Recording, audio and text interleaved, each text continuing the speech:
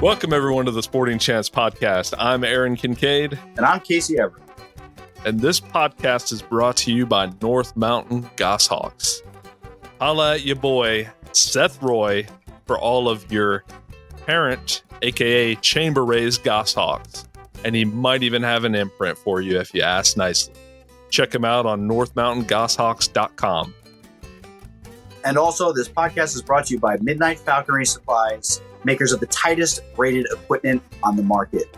You can reach Richard Moats, the owner, on Instagram, Facebook, or at his website at www.midnightfalconrysupplies.com. And also, Ashley Clark, makers and creators of fine falconry furniture. Use the code SportingChance10 for 10% off your order. Now let's get into the show.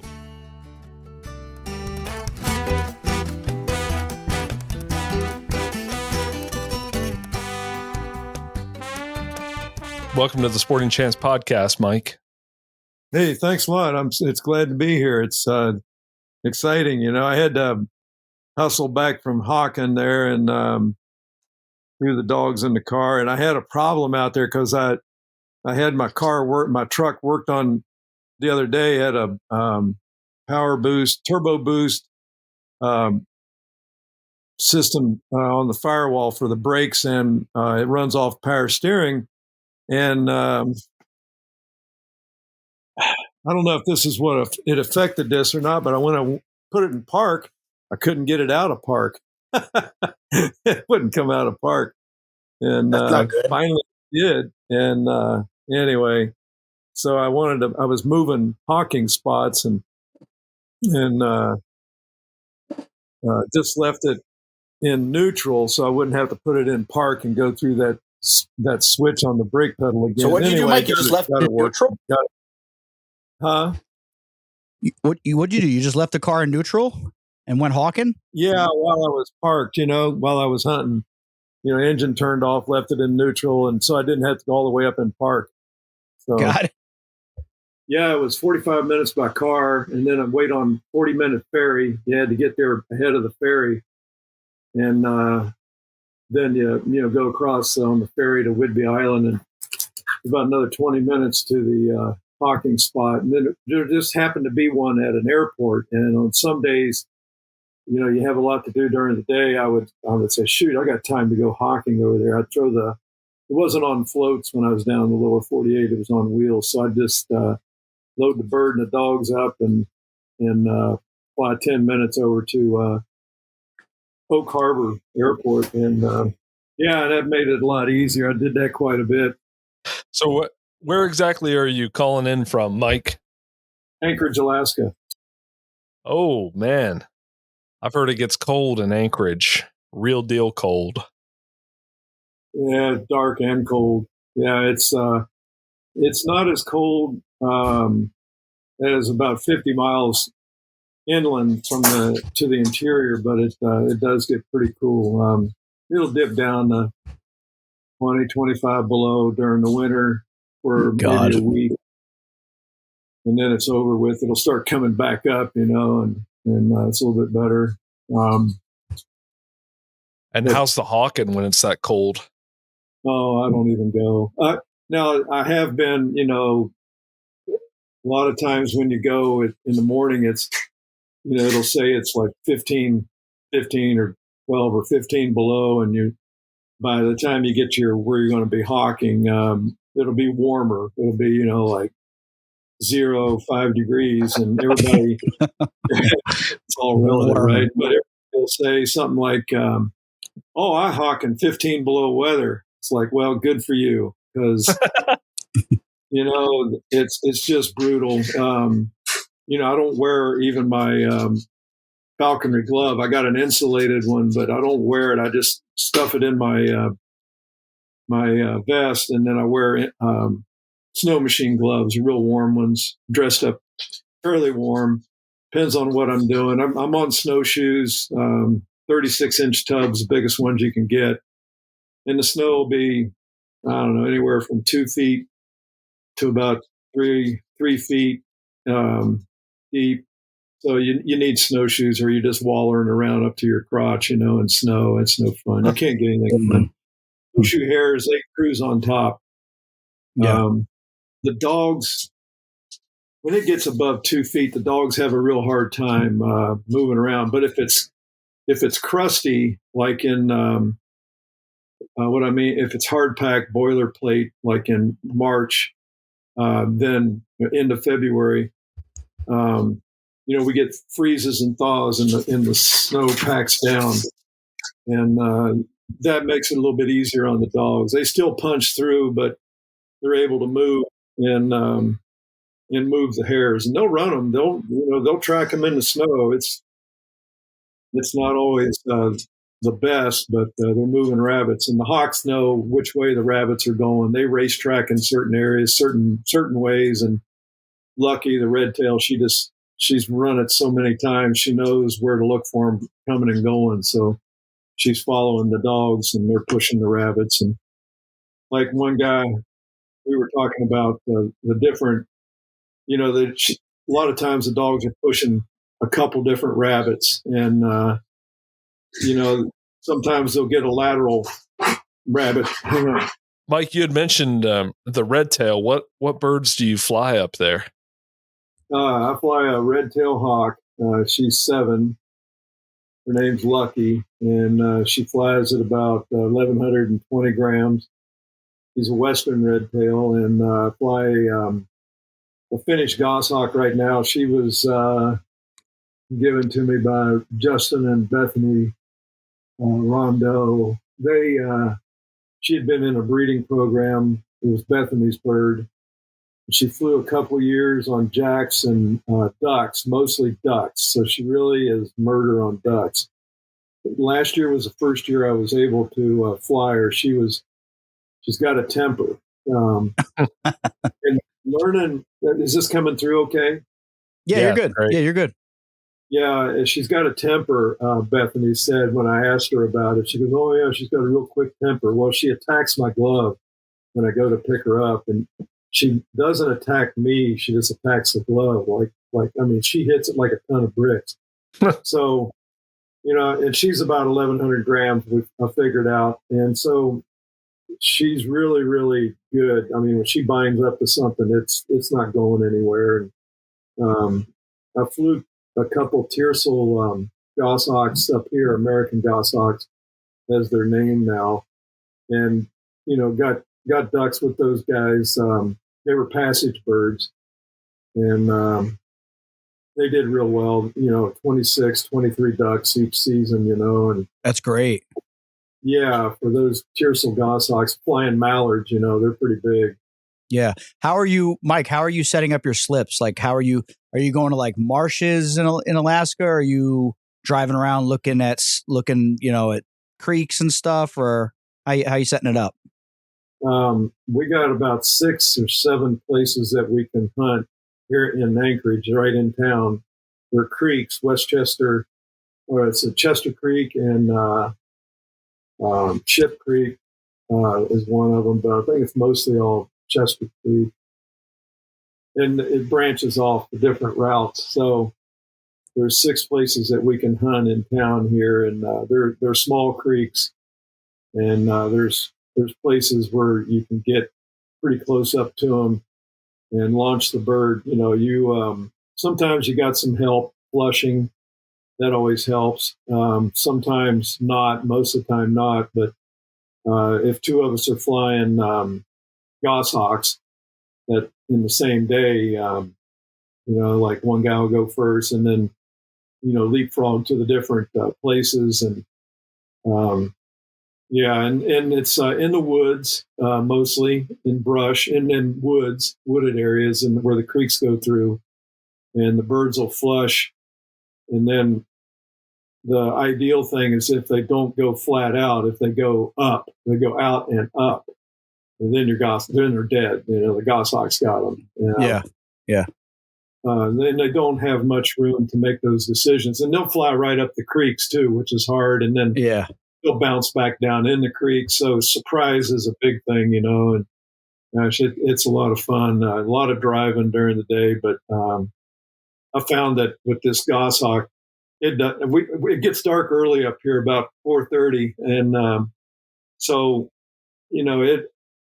it's not even worth it. I've gone out at 1 o'clock with her on weight, and she'll fly through them. Won't 90% of the time won't hit one. But I tell you what, 4 o'clock, something's coming down. So it's funny how that works. They get way more serious when it's getting ready to get dark. Oh yeah, Gos 30, and Gos 30. Yeah. That's right. I've never heard that. You never heard really? that? Well, I'm the only person down here that flies a goshawk. I'm in North Carolina, Mike. Oh man. Oh geez. What kind? Finnish. Oh, okay. Female or male? Female. Yeah. Yeah, they're pretty interesting. This is this is the first generation from Danny Pike. And I can't remember who the other breeder was. Danny's up in Washington. Might live in Montana now, but she's a powerhouse. She was hardcore imprint, hand fed the whole time. Been around dogs, raised in dogs. When she was inside, there was Yog Terriers and such, just all over the place when she was being raised, run around in the car, and she'd rather be on my glove in the car than, in her giant hood. So great. That's awesome. A lot of times we're doing that. So and then last year I got used to her, it was really, she's not my bird. So this is the third year I've had her now, and she's coming along pretty good. I took her down from hunting because she's out of shape. So she's got to have to pull some more rope and restrain pursuits for the next week and a half now, and get her in tip-top condition so that she can mow these. I'm trying to get geese, but it's not working out very good. What kind of geese? They're lesser Canada geese. Okay. They're not as big as the regular Canada geese that you guys see up back east or in the Midwest. Yeah, I've always wondered what the size difference actually was. These will be about 6 pounds. Those will be about 12. Oh, wow. They're big. Wow. And just flying these things, it's a battle. I call it a interactive sport because as soon as you release the bird, and you don't want to be doing it any more than 30 yards away, that's a long flight because you got to get there and secure the goose, and because they'll beat the heck out of your bird. They sure will. I've experienced it. I've experienced it firsthand. They will kill your bird. They'll somehow, and then the family birds will come in on them, and gang up. So, yeah, the issue with hawk and geese, and for the listeners that are pulling their hair out, screaming that it's dangerous, I was warned. About it because I caught one, and I was like all proud of myself because as an apprentice flying red tails, like you go to the field, you see the geese sitting there, and you want to sneak up on them and catch them, but the red tail's like, screw that, I'm not messing with that thing. But you get a big imprint goshawk that's like game for anything. Of course, she just grabs hold of it and gets tossed around like a rag doll, and then I dive on it, and I'm like, yeah, I caught one, but it wasn't pretty. No, it rarely is. It's a deal. Tim Sell was probably the best up here. I think he had 154 geese for the Siberian bird over a 8-year period, something like that. He really did well. That'll get you through the molt. No, that guy was really good. He had so many geese, breasts and legs that he'd make meat sticks out of it. So, it's only good for jerky, I hear. I've never eaten it. Yeah, he made meat sticks out of it, and it was really good. Some of the best you'll ever have. Jerky probably good too. The geese that are eating blueberries, things like that, or the grain-fed ones that are coming down through Canada into the Midwest are probably pretty good. That sounds good.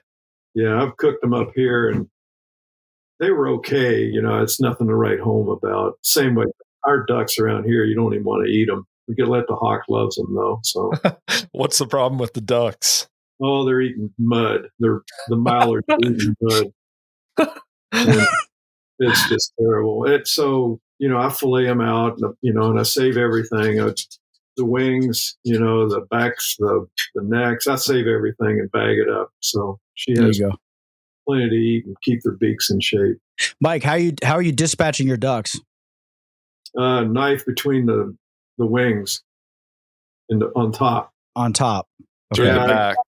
I pin them down with one hand, and then I go in real careful, and I have my knife, and I just stick them between the wings and the back.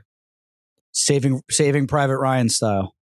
Yeah. the duck is begging you not to do it while you do it. I watched that. Saving Private Ryan. I watched that scene when I was like 10 years old. My dad he's like, it's history. My mom was so pissed. I just have that scene burned in my brain of that Nazi stabbing the American guy slowly. Oh my God. Yeah, I just pin the duck down and stab him, and she's real happy I'm doing it. The Tiercel goshawks, man, they're always looking at you like, hey, I could use some help over here. Yeah. What are you doing standing there looking at me? Oh, yeah. No, the reason why I ask is because, as we know, I mean, these freaking ducks are so tough. I mean, it's like, it's so hard to kill them and dispatch them. So yeah, the way I've seen guys cut under the keel and like literally pull the heart out and throw it on the snow. And that's like the way they do it. And then I find that if I just take my game shears and I just, like a falcon, I just snip right under the skull. But then if you snip too much, then the head comes off and then blood sprays in your face. And then it's like a horror movie. But that's the reason why I ask, because they're tough and they're hard to dispatch. That's why I asked. I got them pinned down because they'll still flop around. I just pin them down and let her get used to it. But I'm still afraid of her because she, getting footed by her going in with a bare hand on the right glove is not fun. And she will step on that. She'll trade off real quick. She was trained for multiples, and so she'll step right off of it. So you better do one of two things. You have the duck secured with your glove hand and kill it, because she'll stand on your glove hand and be done with the duck, and then here it is, and you can roll it over for her, and she'll be happy. It's always a drill. I just can't stress enough. You really, really, really got to be careful when you're using a knife or anything that's sharp. You don't want to hurt your bird. So just patience, and it's not a kamikaze stab. It's just reach and hide the knife and make sure there's no feed or anything in the way. So. Yeah, maybe a spike, Mike. Maybe switch over to a spike. This way it's a little safer. What I'm afraid of with a spike is I fall down. Yeah, freaking end up dispatching yourself in the middle of nowhere. Yeah, and that leads to another thing. When I was driving out to the hawking area, I have it on my phone for one of my kids, that knows where I am. That's like, this is where you can start looking for the body if I don't come back, it fall down and break a leg or something. Because I'm usually, as everybody is, you're hawking by yourself 90% of the time. Yeah. Mike, how far out of town are you going to get these hares? Hour and a half. Okay. Hour and a half one way up to Big Lake, and then there's another place a little bit further on, and then there's another place that's hour and 40, and then there's another place that I took Lindsay Benger, and when she came up a couple of years ago, and her husband James, they went with me in March, and it was 2 hours away, and down on the Kenai Peninsula, and we got a couple hares that day. One 15 minutes, and then another one about 45 minutes later. So yeah. How do you find your fields? Like, or like, I don't even know if you would refer to them as fields. It's mostly in the woods, and the dogs. Without the dogs, you'd have to wait till it snows or just be out in there looking for, rabbit sign. But, being up here for so long, you kind of know where some of the pockets of rabbits are. We're on the low end of the cycle right now. Okay. Yeah, man. I just like talking about hares is like talking about aliens to me. Mm-hmm. It's like something I don't know anything about. You were asking me what I wanted to talk about, or what are we talking about?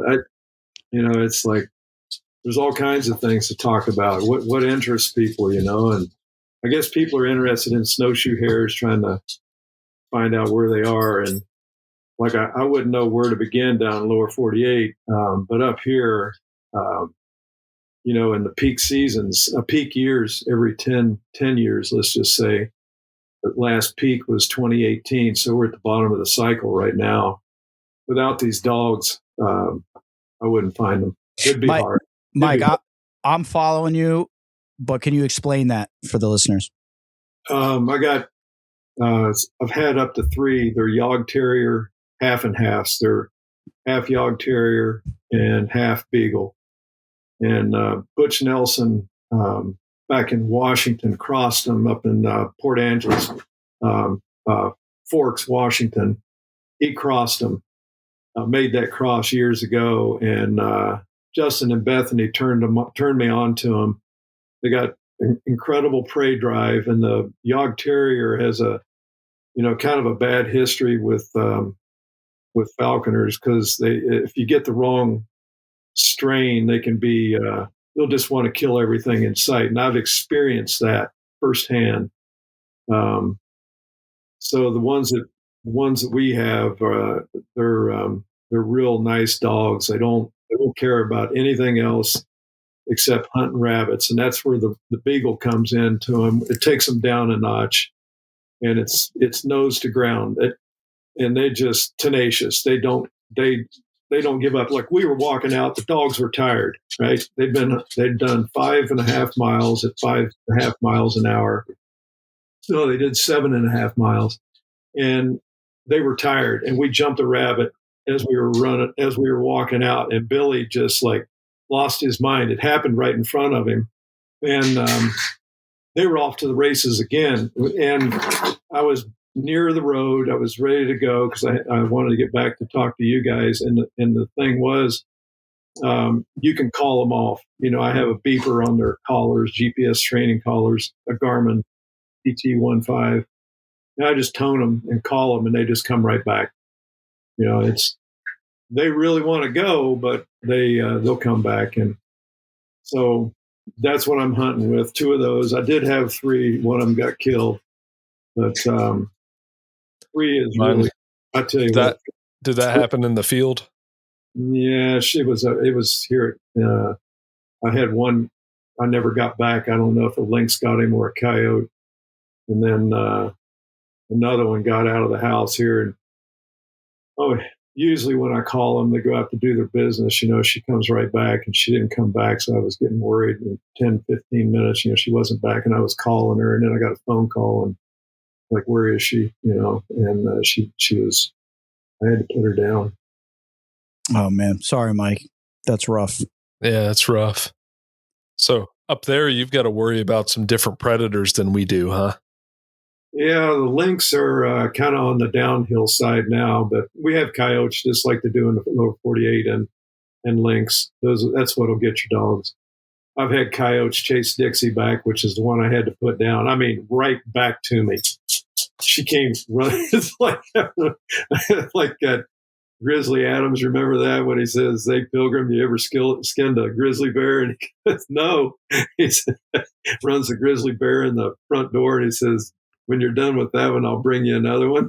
That's what I envisioned, was that dog coming right at me with a coyote right on her ass. Yeah, that's wild. Coyotes are crazy, man. You think about up there, you said it gets negative 20 degrees. And so they thrive up there, and they thrive down here. They can live anywhere and do well. Yeah. We don't have the wolves where I'm hunting, but north of here, about 50 miles, we got wolves. Yeah, I was going to ask you that, if you have wolves, and do you deal with grizzly bears at all in your area, or? No. I mean, we got, where I live, we have a black bear or comes through every year, and a brown bear occasionally. But out in where we're hunting, we're not by any of the salmon streams, so it's pretty easy that way. But technically, Mike, they could be there. Oh yeah, I could be anywhere. Where I hunt, I don't see bear scat, so right. It's usually, right now they're down on the salmon streams, and they're eating berries way up in the mountains. So What time of the year are they active? Because they do hibernate there, right? All summer, spring and summer. They start coming out of den about May and end of April, and then they start going in hibernation about November, I think. It's just like a different world, Mike. So like, yeah, we're down here. We're sweating our asses off down here, and you're already up there hawking, and the leaves are changing. It's just a different world, man. It's different. Yeah, I didn't get anything today, but it had rained for 2 or 3 days up there, and it was pretty darn wet. So the scenting was good for the dogs. They were really running a lot of rabbits, and she tried really hard. She had, we call them scuds when they hit the ground. She had 7 scuds, 5 or 6 swoops at them. She was hovering like a kestrel twice. So, she was really, really, really trying hard to get a rabbit. But, I saw one go by me, and that guy was just smoking by me. And the dogs had jumped it out, and they were right on its ass. And it's just, there's a lot of dense cover right now. We haven't had a good hard frost. So later on this month, it'll get better and better. Really, really thick. Really thick. Is it better when there's like, I would imagine, just like from an outsider's perspective, like a couple inches of snow would probably really help out? Oh yeah, it's kind of fun even before the snow, because the rabbits turn white.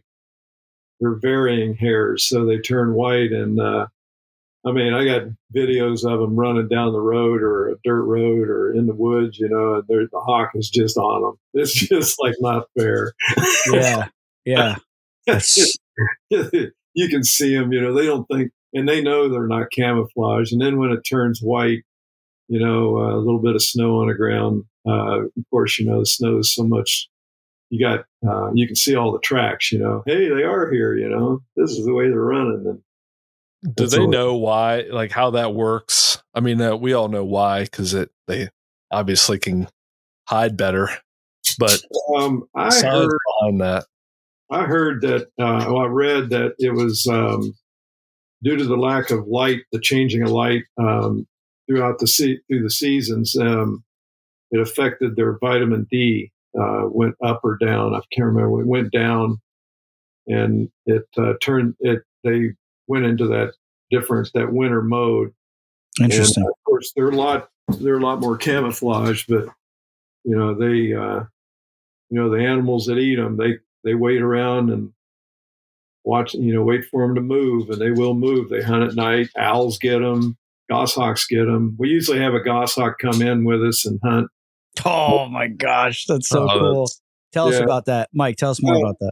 You're paying attention to your dogs and your hawk, and you're making sure your hawk's in, you can see it. That's basically what I'm doing, because she's following the dogs, and there goes a goshawk, and 3 days ago when I was hunting, there was a tiercel came in, and it was pretty windy. It was blowing about 15 knots or 18 miles an hour, something like that.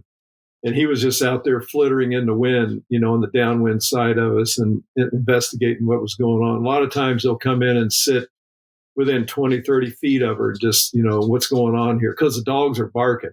They're moving rabbits. I've had goshawks come in and actually dive on the same rabbit as Lucky's diving on at the same time. Oh my gosh, man. That's so neat. Yeah, and it's pretty cool to watch that. It always takes you by surprise, it always does. Yeah. That particular one was about 20 feet right in front of me. I was like, oh, that was cool. Neither one got anything, but see, the goshawk's even more afraid of the dogs, right? Because they're kiting, and my bird doesn't care. And then down in the Kenai, I have one come in. Every time I'm down there, I hunt in the same area, and that goshawk will come over and look at it. She chased Lucky, and then Lucky chased her 2 years ago. I remember that. That was pretty neat.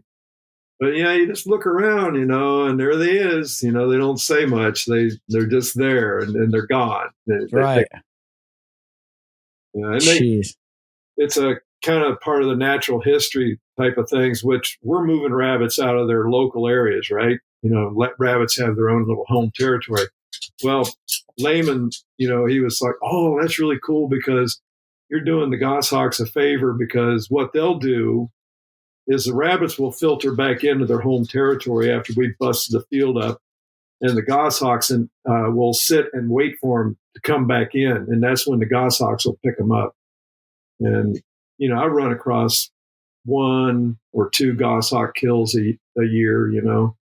They've eaten most of it, and it's just left there. And they'll come back and eat it more, but most of it's gone by the time I find it. But yeah, have either of you ever seen while you're out hawking, had a wild hawk catch something that you flushed? Not yet. No, I haven't, but I've seen on multiple occasions, red tails joining the hunt. Like, it's always a juvenile joining the hunt and like diving in. And we had one, me and Paul and Phil, we were out when I was young, and that thing, I mean, it hit the ground and smacked the ground just behind the rabbit. Like, like just came right. It didn't care. It was like rabbit, and it just tried to grab it. It looked like a juvie because, when you get a juvenile and you get it, you start entering it on game. Red tails are not used to catching rabbits running at full tilt. So it takes them a little while, a falconry bird, to get into the groove of things. And it was like watching that, but it was a completely wild bird, It just was the timing was just off just a little bit, just hit the ground. Yeah. I've had it, but I've never seen anything. I've never seen him grab one, but if I ever saw it, I would definitely let it keep it and just, that would be so cool. Everybody get away. That's good. Yeah. Oh yeah. One time my first goshawk, I was training her with quail and a quail launcher. Or no, it was a he, actually. I was training him with quail and a quail launcher.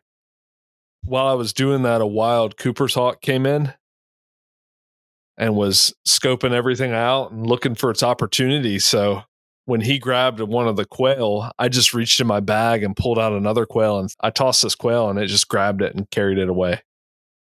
Man, that's so neat, man. I love it, man. When I was out as a kid going with Paul and Phil, it was like we'd have hags and whatever following us and buzzing our birds, especially late season, when breeding season's getting ready to go. And it was like a tradition that we would like take a good chunk of the rabbit, and just walk out and just chuck it so the bird could see it. And then we would leave just like as a little like offering, a little offering, like just take it, let us help you out. And then on that same note, I believe it was my idea. And I think we brought because when we go to every year to pull birds, we bring quail with us, obviously, in the hopes of pulling birds. And so we have a bunch of frozen quail with us and semi-frozen. And I said, when we go up there and we pull those birds, you should leave a a quail or two in the nest, depending on how many, eyases are in the nest. So a couple of years, we start bringing the quail and leaving them in the nest to help the parents out a little bit, take a little pressure off. They're probably like, what the hell is this? They're like, well, I'll take it. Yeah. Whatever. Yeah. Yeah. There was a red tail that was joining in on the hunt for a long time at one of our spots. And I eventually came in with a squirrel on a string after all the birds were put away. Of course you did. Of course you did. And got it to come down. It hit the squirrel, and then I snuck up on it and grabbed it barehanded. Oh my God, that's so cool. Yeah, it was fun. My sponsor actually flew that bird for a little bit. It was kind of a weird bird. It was late season, so she was kind of set in her ways already. Right. But he ended up taking a few things with her, and he let her go. And that bird established this hunting spot as her territory. So she has basically ruined it. You can't come there without her coming in. That same bird. It gets obnoxious sometimes. I don't take my goshawk there. She's too precious to me. Yeah. I don't think your bird has to worry about a red tail. But on that same note of those dogs, they are extremely driven. And I've personally seen Mike's dogs run, not in Alaska, but he mailed one to Ian Gregg. And he's a Jersey Falconer, but I don't know if he lives in Jersey anymore. I think he's away at school. But he ran one, and I was really curious to see, because Mike, he hypes these dogs up. And when I tell you that I've never, I'm a dachshund guy, Aaron's a dachshund guy, and we kind of like, dachshunds, Yeah. And I mean, shit on everything else. And a dachshund can track, man. Like if it's like Mike was mentioning earlier, when the ground is wet and you get a rabbit that takes off. I mean, I got, Ginger, will be like literally step for step where that rabbit goes. She's not losing it. Wherever it goes, she's going to reflush it. And, but when I went out with Ian and he cut that dog loose, I mean, dry ground, sun out, 60 degrees, that dog, every move that rabbit made, that dog was right on its track, like exactly where it ran. And it did not let up, like no matter what, like the thing cut across a parking lot. It runs right down the center of the parking lot, right past us. We're all yelling. The bird was out of position. 2 seconds later, that dog comes up out of the bank, runs right in the exact spot, right across the parking lot, like exactly where the rabbit ran with its nose to the ground, just howling, opening. And I mean, they really are phenomenal dogs. And if I wasn't tapped out on dogs, that'd be a good dog to add. The problem is where I hawk, and as we discussed in this podcast, some of us hawk in tight places where we can't let our dogs range too far. And it would, they definitely want to range. They don't want to be, they don't want to stay tight with you. They want to, wherever that rabbit goes, they're going to push out. And I think if you put a tight leash on them, like you really put your thumb on them, they might be able to stay tight, but I don't know. But they're great dogs. I could imagine that being a better dog for out west. Anytime I've ever visited out there taking a look at the landscape, it's kind of hard for me to see like the point of a dachshund in some of those places. No, it doesn't make sense. I mean, you could use your tennis sneakers to flush rabbits. Like, why do you need? Just kidding, everybody. Exactly. Why do you need a dog? Just sneeze. I got her. Got her? Yeah, lucky I had a chucker in a box, and she came over to that. Oh, perfect. Yeah, Good. we were just talking about the dogs that you run, Mike, and Casey said that he witnessed one of them in person.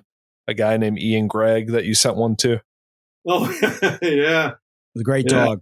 Phenomenal dog. Yeah, too bad it got hit by a car. Daggone it.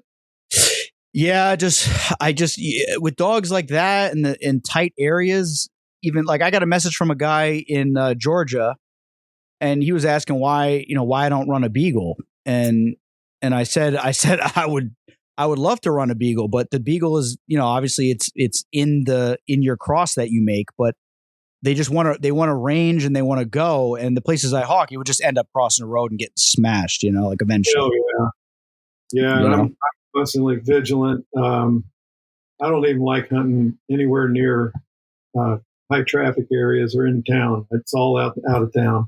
Yeah, it's the way to do it. If you got the time to go and commute and get out there, that's the way to do it. 100%. Yeah. We were talking this morning, and we were talking about what's going on in the program, hawking. Everybody's trapping hawks these days right now. Yeah. And pretty exciting. On that note, I wanted to ask you about the wild goshawks. How is that up there? Looks like Casey was just served some food. Thank you. My lovely wife brought me some traditional empanadas. I can't wait to hear you eating it. No, I'll mute myself. Don't worry. I'll mute myself. So the wild goshawks that you talked about, what are the populations like up there? Oh, they're real good. They're they're everywhere. I don't know. We got 2 or 3 nests that we know about right here in town, and more nests out of town and down in the Kenai. And then, you just keep marking them and keep trying to find them, in case that wild takes. Some of our friends come up for that and get a IS, so that's been pretty fun. Do they have a limit on the wild take of goshawks in Alaska? I can't remember what it was, like 5 or 7 for the whole region. Yeah, that's not a lot. They give out 7 permits, I think it was, or maybe it was 5 permits, and yeah. And I wonder if it's a lottery or first come, first serve. It's a lottery, and it's a lottery, and you got to put your name in, and I think it's a few bucks, $25, and hopefully get drawn. they just had that wild IS take opened up last year, and two of our friends, Lou Sounder, got one, and Aaron Allred got one, and Moglich too, right? Moglich got one. So they all got birds. Okay. On that subject, now I have to bring up, because I've spoken to Aaron Allred, and he was one of the many, many people that have requested Mike Radford to come on the show. And yeah, you're pretty well known down here in the boring lower 48, where we just, go about our business catching stuff. And this guy's flying around in planes and catching snowshoe hares on snowshoes, just doing super cool stuff. But Aaron Allred and me and him, we talk a lot, and he actually, I've been bugging him to come on the show, but he's, I'm working on him. No. And he's got a lot of insight on goshawks, and he's the guy that kind of pushed. I don't know if you know this, Mike, but he was kind of the guy that kind of opened up Steve Lehman's eyes about catching squirrels with goshawks. Oh. And kind of how the goshawk really just doesn't want to let itself get bit, so they really won't bind unless have it in a really good spot, and they're not going to necessarily let themselves get bitten. And Aaron was kind of the guy that was the first guy that I heard of that that kind of pushed that idea from hawking. I think he was down south somewhere in Missouri, I want to say, something like that, and he was just hawking the living crap out of squirrels all day every day with goshawks. And that was kind of his discovery. And then Steve went hawking with them, and they were talking, and it just makes sense. And but Aaron was telling me that he rented a plane, one of your fellow pilots, and flew him up in the tundra looking for nests from the plane. And he did find one nest, and the guy landed in a gravel bank, let him out. I mean, hopefully he comes on and tells a story, more detailed, but long story short, he gets out, he climbs up the tree. The trees in the tundra, as you know, Mike, are 5 feet, 6 feet tall, and they're 100 years old. Yeah. And he climbs up in there and looks in, and there's just eggs. And then he's like, crap. So the guy comes back, picks him up. But the reason that he was flying around in the tundra looking for nests was because the biologist that he spoke with from the area has witnessed with his own eyes white pairs of goshawks, meaning Siberian goshawks crossing the land bridge that's not a land bridge anymore and nesting in Alaska. And he's witnessed it with his own eyes. So that's why he was up there looking. But it's just super fascinating that you guys have so many goshawks up there. Yeah, well, it's their country, and they don't stay in the same place all winter either. They migrate with the game. If they got an abundance of whatever, snowshoe hares or ground squirrels, or the birds all leave. The birds mostly leave, and we have pine squirrels, red pine squirrels, but those mostly will hibernate in the real cold temperatures. So those goshawks got to be pretty versatile and move out, and they do. The ones that are up above Fairbanks come down into Fairbanks, and then they disappear and go further south, and they migrate back up. So it's not up in Fairbanks. It's just brutal. It's dark all the time, colder than hell, and the guys that do hawk up there, there's only one right now. That's Bennett Wong, and he's got a white gyre, a gray gyre, and a peregrine, tundra peregrine, and he hawks ducks with those for about a 5-week period. That's it. That's his hawk. That's his falconry for 5 weeks. I don't know what I would do with myself if I only had 5 weeks of hawking. Yeah, he's hard at it during that time in the evenings. But it's just, as soon as the snows start hitting, those migratory waterfowl, they're gone. They buck out. And here in Anchorage, they got about 800 or so ducks that have been hanging around for years now. People feed them, and that was a mistake. So they got a bunch of them that hang around, and then one of our lagoons doesn't freeze over completely. And if it does, then the people actually, feed them there and help them out, I guess, if we call that help. It's right. feeding them white bread is not really helping them out. No. It's not good, but that's what they do. Yeah. How many falconers do you think are in Alaska? There's 34 that I know that are registered, and I can name all the ones that are actively flying on one hand. That's about it. And there's Bennett Wong, there's myself, Tim Sell, Don Hunley. There's one guy that has a jeer, but I don't know him. He lives down the street from me. He's real quiet, reserved. And that's about it. Tim's got a red tail now. He gave his Siberian goshawk back to Lance Christensen 2 years ago now. That's who I got my bird from. Yeah. Good birds. Yeah, he's a great breeder. Couldn't be happier with the bird I have. Yeah, they put a lot of time and effort into it. If you've ever been around it, it's nothing I really want to do. It's a lot of effort, there's a lot goes into it. And then you don't always get a chick, Yeah. Mike, I was going to ask you, I don't think I ever even known this. Has your goshawk, the one that you're flying, you only had it for 3 years and you're just getting her going because she was in a breeding project, I believe you said.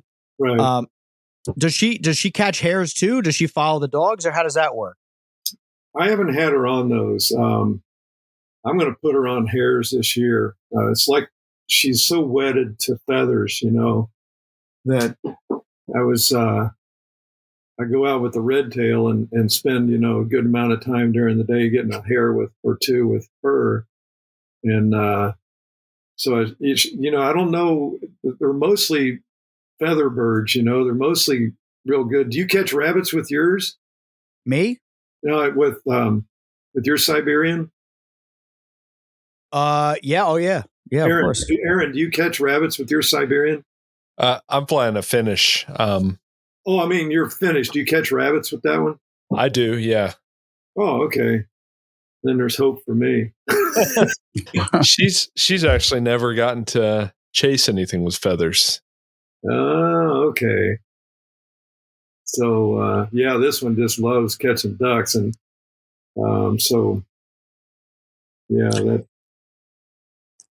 that and I don't have anything else to catch ducks with. Of course, the red tail won't. So that's why I split it up.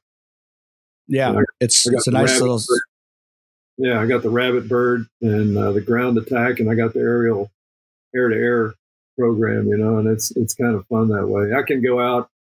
I get back in time. Like I said, it doesn't, if it's 3:00 when I get back from getting a hare, I can get there's every good possibility I'll get a duck or two.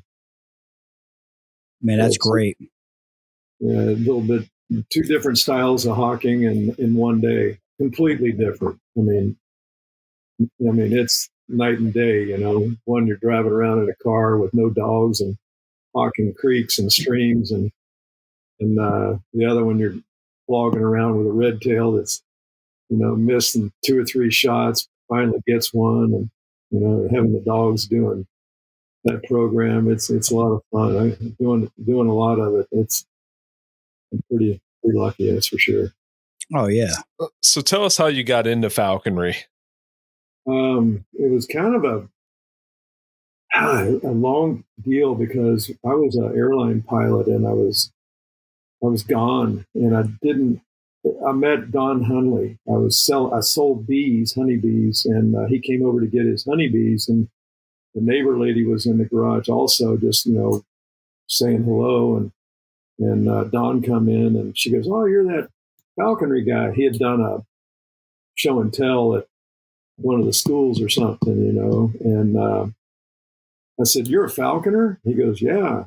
I said, "Huh." And he started telling me a little bit about it, and he says, "You want to go, hunt rabbits with me?" I said, "Sure." When? He goes, "Wednesday at 1:00. Don't be late. I'll be here." And he said, "If you're late by 1 minute," he says, "you're going to be wondering which way I've gone. So be on time." Yes, sir. And that's what started it. And I went with Don for several years, just as much as I could while I was flying. And then basically, we moved out to Alaska for a few years, and Don, I'd come up in the fall or in the summertime and see him, and I met Tim Sell, and then Don would always just, politely, hey, have you passed your test yet? No. Are you studying? Oh yeah. And then next 6 months later, we'd be talking on the phone. Hey, have you found a sponsor? Have you passed your test? No, can't find a sponsor. You know how that goes. And then he says, well, what kind of bird you going to get when you get your test passed? I said, well, I'd like to get a red tail. He goes, well, do you have rabbits there in Squim? I'm like, no. He goes, well, then you got starlings? Well, he knows the answer to that. Yeah. He said, well, then why don't you get a kestrel? And I was like, nah, I don't want a kestrel. And he says, oh, well, if you got a kestrel and you went out at 7:00 every morning to the dairy farms, you'd be the good guy on the block, killing starlings, for them and running them out of there. And I said, oh, yeah, okay. So then I was looking around for a sponsor, and I was looking around for dogs too. I knew I had to have dogs, and looking at the brush, all around Western Washington. And again, Don had a dog. Don had a Jack Russell, but I was looking for beagles, and that's what I was used to running as a kid. And so I couldn't find any west of the Mississippi, and I've been looking for about 2 years. And Don called me up one day and goes, hey, I know a guy that might sponsor you. Give him a call. And that was Steve Lehman. Nice. Hit the lottery with that one, I think. Yeah, that's what they say. But it was funny because, a day goes by and I call up Steve, and he says, okay, Don Hunley. I said, yeah, I know Don. He says, okay, well, do you have a dog? I said, no. He goes, well, I'll sponsor you if you get a dog. I said, well, Steve, I've been looking for a dog for 2 years. I can't find one here. There's no breeders. In fact, Cliffy Kellogg had beagles, and I'd called him, and he goes, well, get a beagle, they'll tell you in 5 minutes if there's rabbits in that brush pile, click, and yeah, I know that. So anyway, I got turned on to Justin Rondeau in Bethany, and Steve says, hey, these people got a dog. I'll give them a call. About 3 days later, Justin called me on a Sunday. He goes, hey, come on over. This is Justin Rondeau. Heard you're looking for a dog. I said, yeah. He goes, well, I got one. Come on over tomorrow morning and you can see him. Honey, what time can he come over? Can you come over for breakfast? I said, sure. And he only lived about 1.5 miles away from me. Wow. Nice. You would never know that he's got 60 breeding pair of whatever in there. Wow. Or more. And I go over there, and there's little Roan, the Yog Beagle. And I'm like, oh, okay. If he runs rabbits, Justin's going, oh, he'll run rabbits. And about 4 months, when I took him out the first time, it was game on. As soon as I dropped him on the ground, he jumped a rabbit and barking, and it was over. So I called up Justin and Bethany. I said, hey, let's get in the airplane and come back over here tomorrow and bring those other 2 dogs, Jasmine and Dixie. Those were Roan's sisters. And that's how I got those dogs going. We came over in the airplane and just threw them in the back, 3 dogs in the back. That's so cool, man. It's a different world. And we got those dogs started, and that's how I got started. I got my test passed and built mews. And in Washington, any master falconer or general falconer can inspect your mews and then report back to the Fish and Wildlife that, yeah, it meets all the requirements. And Justin did that for me. And, it was game on after that. I got a Tiercel red tail and didn't do anything with that one. Then I got another, I turned him loose and got another one the next season. And it was a female, and her name was Ruby. Let's see. And then she caught 55 rabbits the first year with Roan. Did really good with her. And I had her for a couple years, and I brought her up to Alaska and was hunting snowshoe hares with her. She got 4 in one day. Wow. I'd never seen them before. And The first day, Steve says, don't expect to catch anything the first day. She's going to, recon the area, look for coyotes and wolves and whatever else might hurt her. And she did exactly that for about 2 hours. And then she nailed one. And then she nailed 4 the next day. There's no limit on them up here. And really, there's no limit on hair up there. No. Interesting. So it was really wild because, being a young apprentice or an old apprentice, and she got hit in the head. I think it brain damage, and she died on that trip.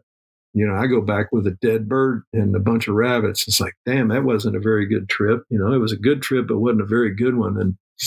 And what do you think hit her in the head? I think a rabbit just kicked the beans out of her, or she hit brush that the rabbits, everybody thinks their bird goes into the brush, and gets a rabbit. Well, that might happen in some light brush, but this stuff was really thick. And I think it was either that, it drug her in and, riding a rodeo and just knocked her in the head. And I didn't have any meloxicam or anything like that to lay on her. And I thought it was aspers, and it wasn't. She was suffering a brain damage and swelling of the brain, I think. And I've had it with Lucky hitting stuff. I've been fortunate enough to have meloxicam, throw a heavy dose on her and they come out of it. But man, they get hit in the head.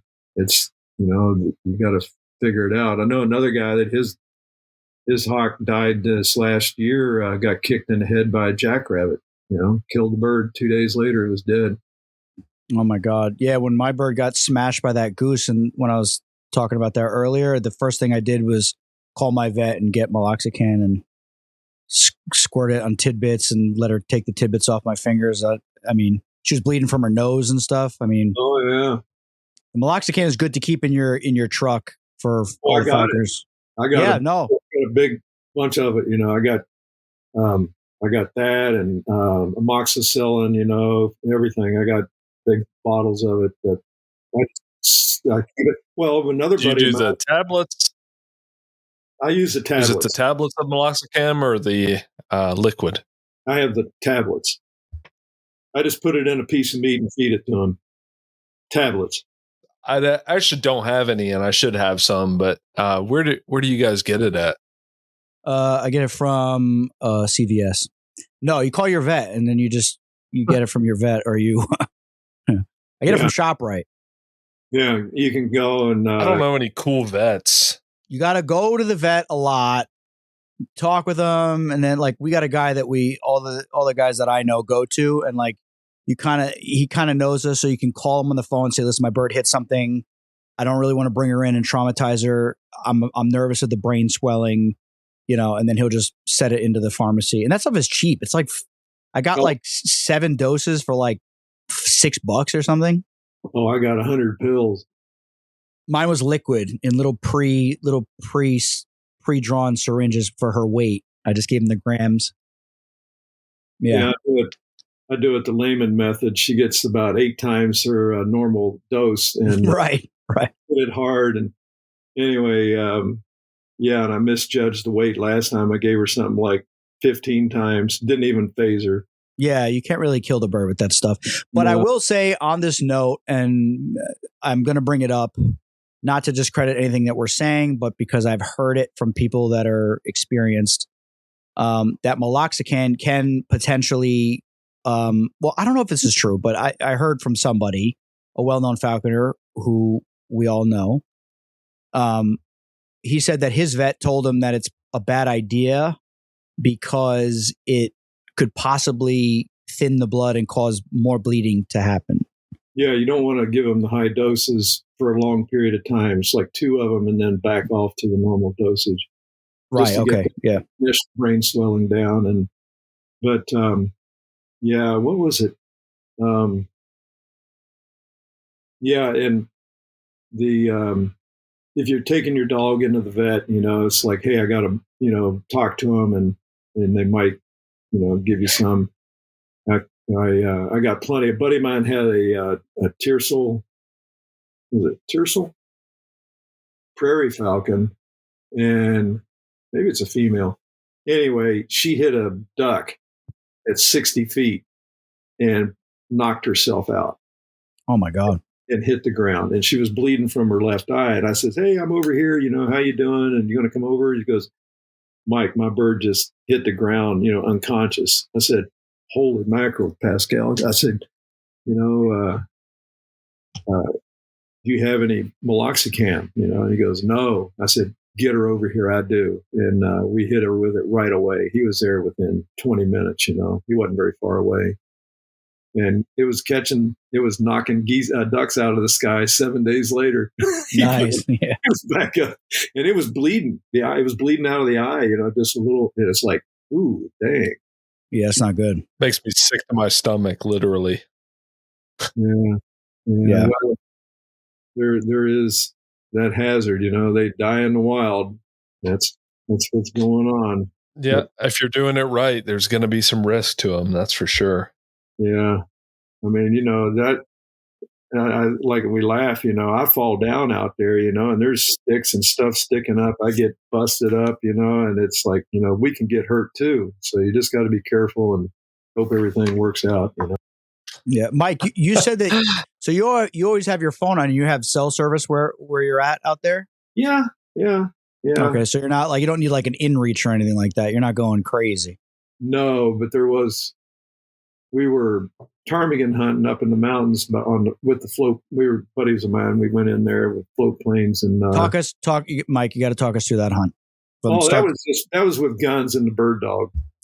Oh, never mind. No, I'm just kidding. But yeah, no, but I want to. So listen, most of us, unless we're Olivia Steele, we can't just get in a plane or a helicopter and go fly somewhere.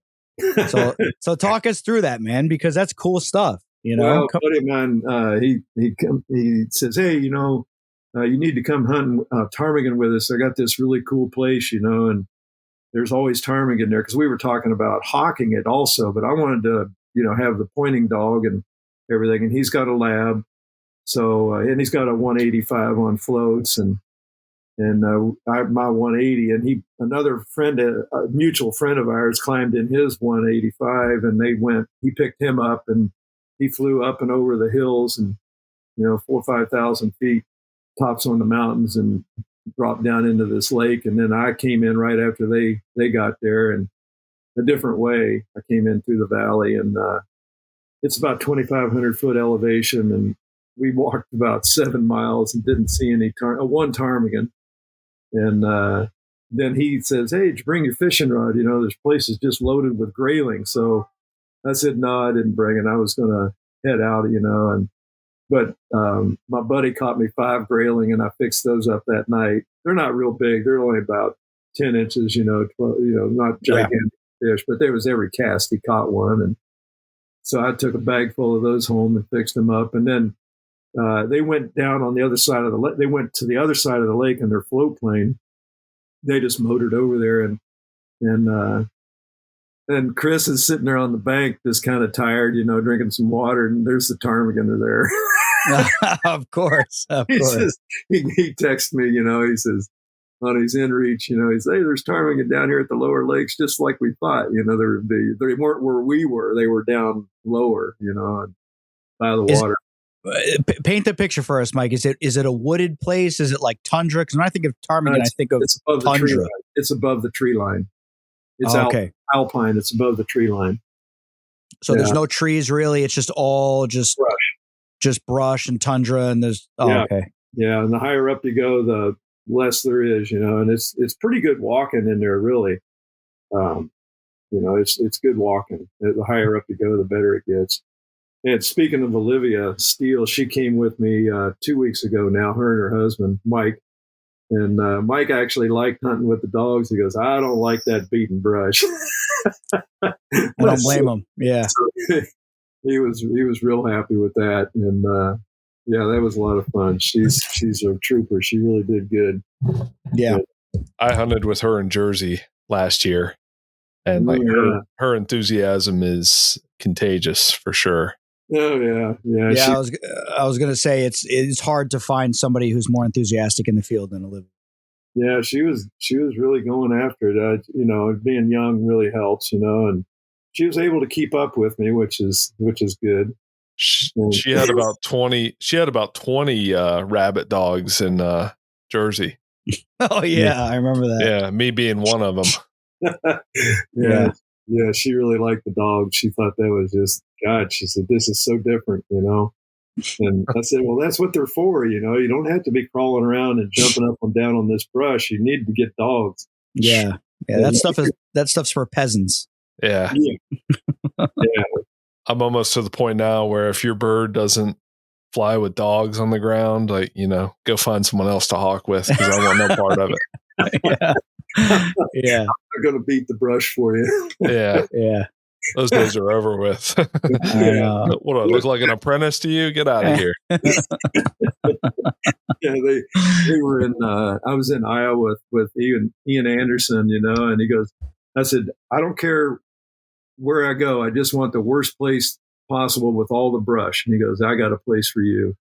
So we went out to this place, and he said, down there, down the hill, and it was snow on the ground, about 8 inches of snow or 6 inches of snow, and it was muddy underneath, and you wouldn't drive down there. So we walked, and I threw the hawk up in the tree, and people were being kind enough to hold on to the dogs on leashes. So I said, okay, let them go.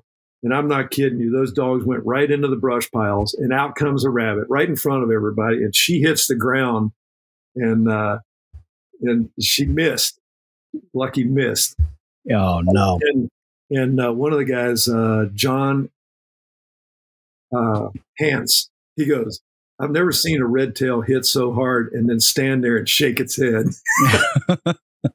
And so then the next thing, everybody, there was probably about 6 or so people, and they wanted to beat the brush, And John Arndt, I don't know if you heard about him. He's same age as me, and he was, and Ross Dykes, he was there too. And Ross stayed the night again, overnight extra to watch the dogs run rabbits. He wanted to watch the dogs. Yeah.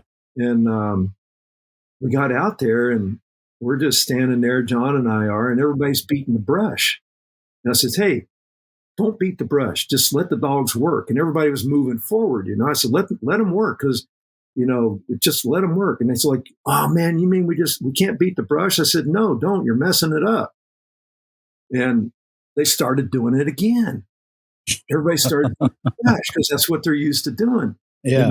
And John, old John, he goes, everybody stop. Just stop what you're doing right now. Put the sticks down. Stop. You're messing everything up. When those dogs, if you move up, them dogs move up. And they don't get a chance to work the area over. Let them work. So I'm not kidding you. About 3 minutes later, everybody's leaning on their sticks. They light up. Yeah. Well, Lucky was about 300 yards away because everybody's beating sticks and the dogs aren't making any noise. She's just sitting in a tree like a red tail. And here she comes. Yep. Just like a bullet, and got a rabbit.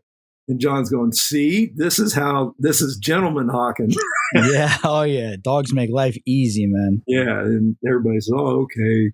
I'll put my stick down. And yeah, it was a lot. It was a good lesson for him, and that's an amateur hour when they, people wanting to beat the brush when you have dogs on the ground, Yeah, each person, each falconer is different. And I remember, Aaron, you were with us when Kevin flew at the meet, right? Oh yeah, he's very militant about that. He's very, very old school houndsman, where he'll actually. It sounds like Mike was being nice to everybody, but Kevin's awesome. He's been a falconer for a long time, and he'll yell at you.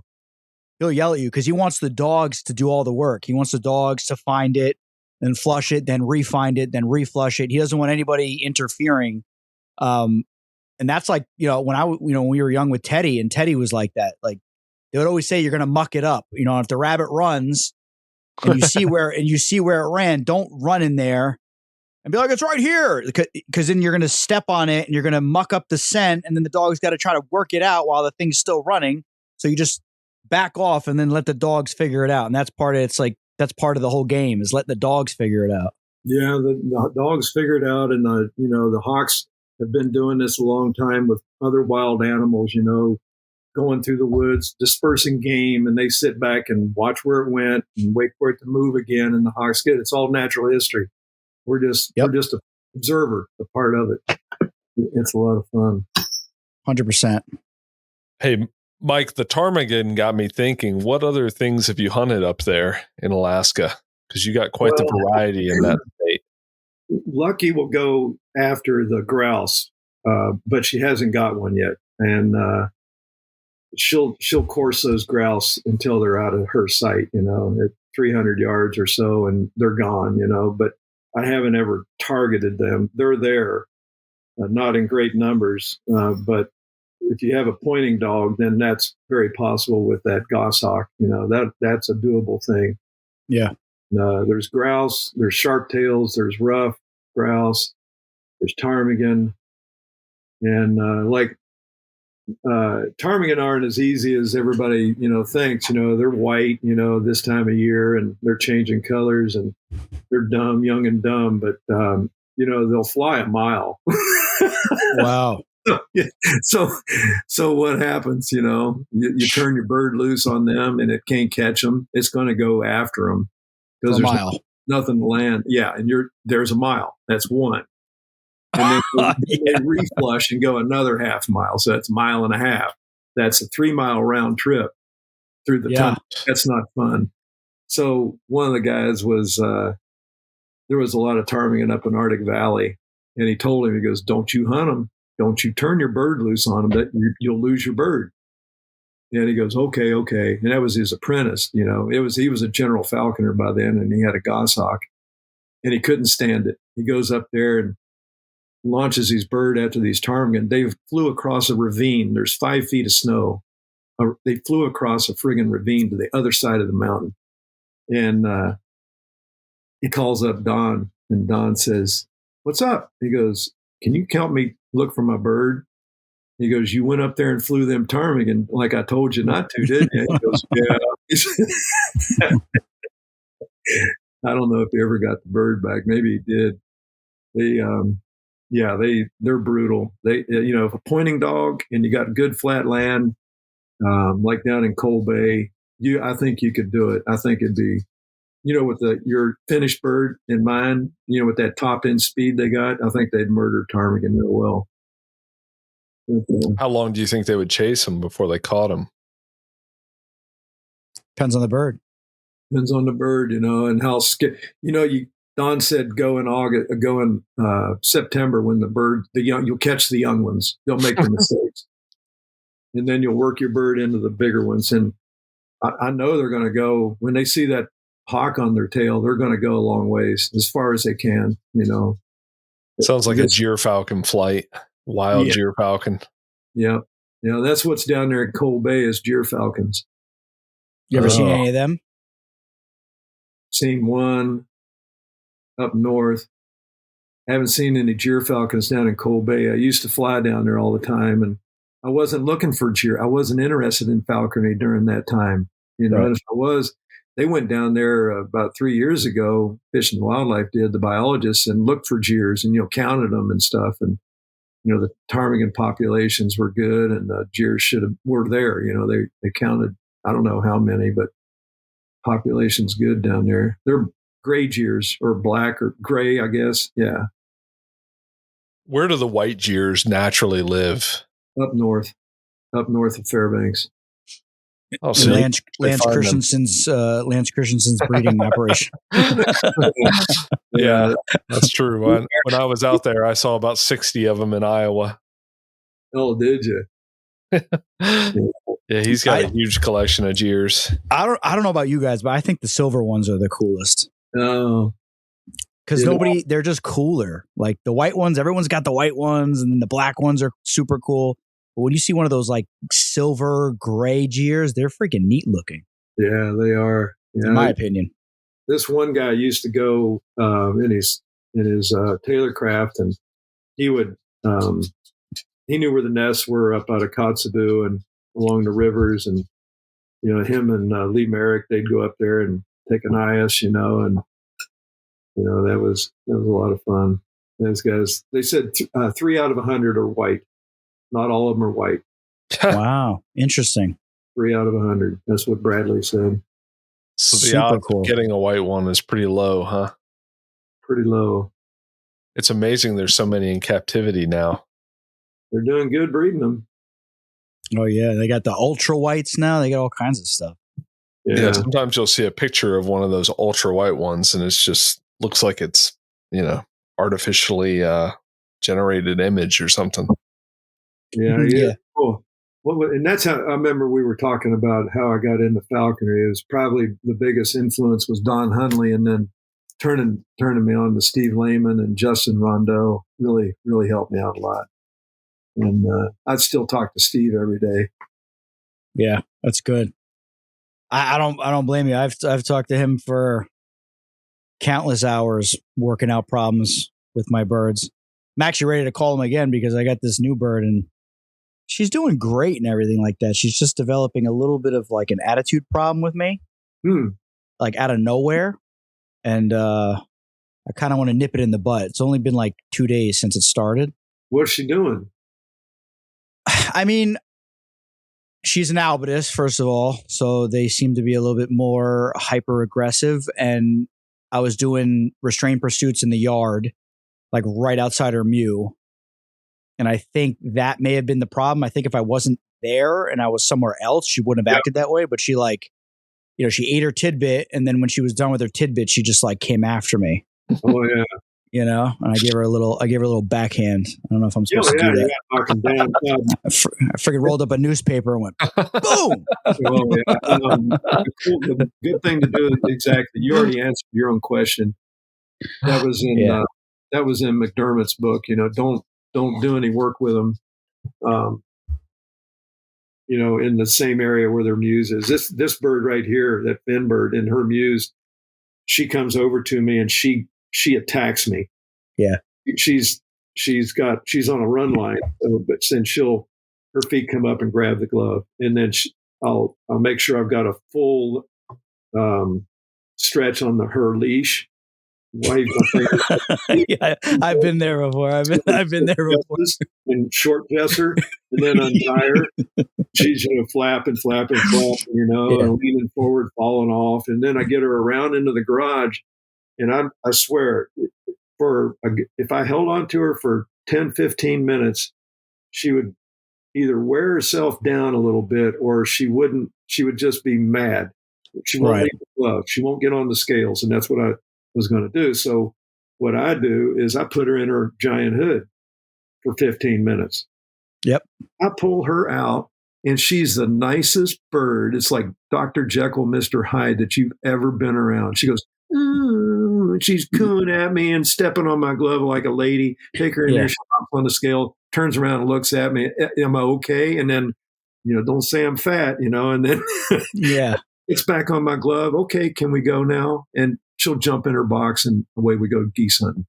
It's all about, I think it's the mew. It's just like their area, and like they want to kill anything that comes near it. And, it's just, a lot of goshawks are like that. My North American was like that, but she's a lot more laid back. But what I've been doing is pretty neat. You'll get a kick out of this, Mike. So when she comes and attacks the door, when I open it with food in my hand that she can't see, I close the door. I open the door. I did this over the course of like the whole molt. I open up the door. She comes at me. I close the door. I open up the door. She comes at me. I close the door. If I open the door and she stands on the ground looking at me, I leave the door open. Now I got her to the point where she'll come at the door, land on the ground. I can open the door completely wide up. She'll stare at me from the ground, turn around, jump on her bow perch, and then jump up to the corner perch, because she knows that once she hits that corner perch, that's when I toss her the food. She's not going to get it by coming after me. She's only going to get it by flying to that perch, and then she's going to get it. You got it figured out. Well, I don't think I got it figured out, but it was just like a little game, like a little hobby I did over the molt, was just like get her to learn that she has to sit there, otherwise she doesn't get anything. Well, Justin has this white female goshawk, and it was mistreated when it came over. We say mistreated, but it was trapped in a net, hand net several times, when it was quarantined, and so it was kind of messed up in the head. And they said it would never be any good, never be a breeder, and it's breeding now. Wow! But Justin would have it turn 360s on its perch before he would feed it. Yeah. The damn birds will do anything. They figure out whatever they have to do to get fed, and that's just like you said, Mike, with the natural history, that's all Steve Lehman's like the natural history of the bird. That's our job as falconers, right? Is to just kind of play off of the natural history of the birds that we work with, which is one of my favorite parts. Yeah, understanding what's going on and using it to our advantage and to the bird's advantage. And it's like you read in all these books, you got to show them game, and you got to show them quarry. Well, you better have that figured out before you get a bird, is the way I look at it. If you got to do your homework. And you can't let them pimp you either. I know people that would have a red tail sit in a tree, and wait for them to feed it, call it down and feed it. Yeah. I did that the first time. Steve, I turned this red tail loose, and she flew up over the trees and landed on the other side. And I went after her and called her down. And I told Steve, I tell him everything I do because he's my sponsor. And he says, oh, he says, don't ever do that again. Don't ever do that again. Make her come back. He says, she's got to come back to you. Don't ever go over to them and looking for them and feed them. He says, the next time they're just going to fly away and you got to go, and they're going to, you just set a pattern. Yeah. Yep. You're absolutely right. 100%. And I gotta remind myself, because you swing that lure and the bird's, 150 yards away from you and she doesn't come. And then you walk 75 yards, then she comes. That bird's got you trained. Now it knows that if I just sit here long enough, he's going to get nice and close, and all I got to do is just fall down on it. So you got to be stubborn to get that bird to, I walk the other way now. Yeah. Oh yeah. You walk the other way. That's what I do now. I put it on the ground. She doesn't want it. I start walking away slowly. And as it's getting further and further away, then you see her like, oh, and then she comes and gets it. Because she knows it's not happening. It's not. I ain't walking over there. Yeah. I'll leave you there all day. I'll go home. I'll go get coffee and come back. I'm not going over there. Yeah. I was doing. I go hide from the red tail. She'll come looking for me. I put the dogs up. She'll fly over and sit in the tree. She at the end of the day, if she's flown hard and gotten a rabbit or whatever, and I'm being a glutton, and want another rabbit, and maybe she got another one, and she'll go sit on the truck. It's like, I'm done. It's 4:30. We're done here. That's awesome, Mike. Do you eat the hares that you catch? I've tried. How's it taste? Oh, they're good. You just don't want to eat the late winter ones. They're tough, unless you got a pressure cooker, and they taste like bark.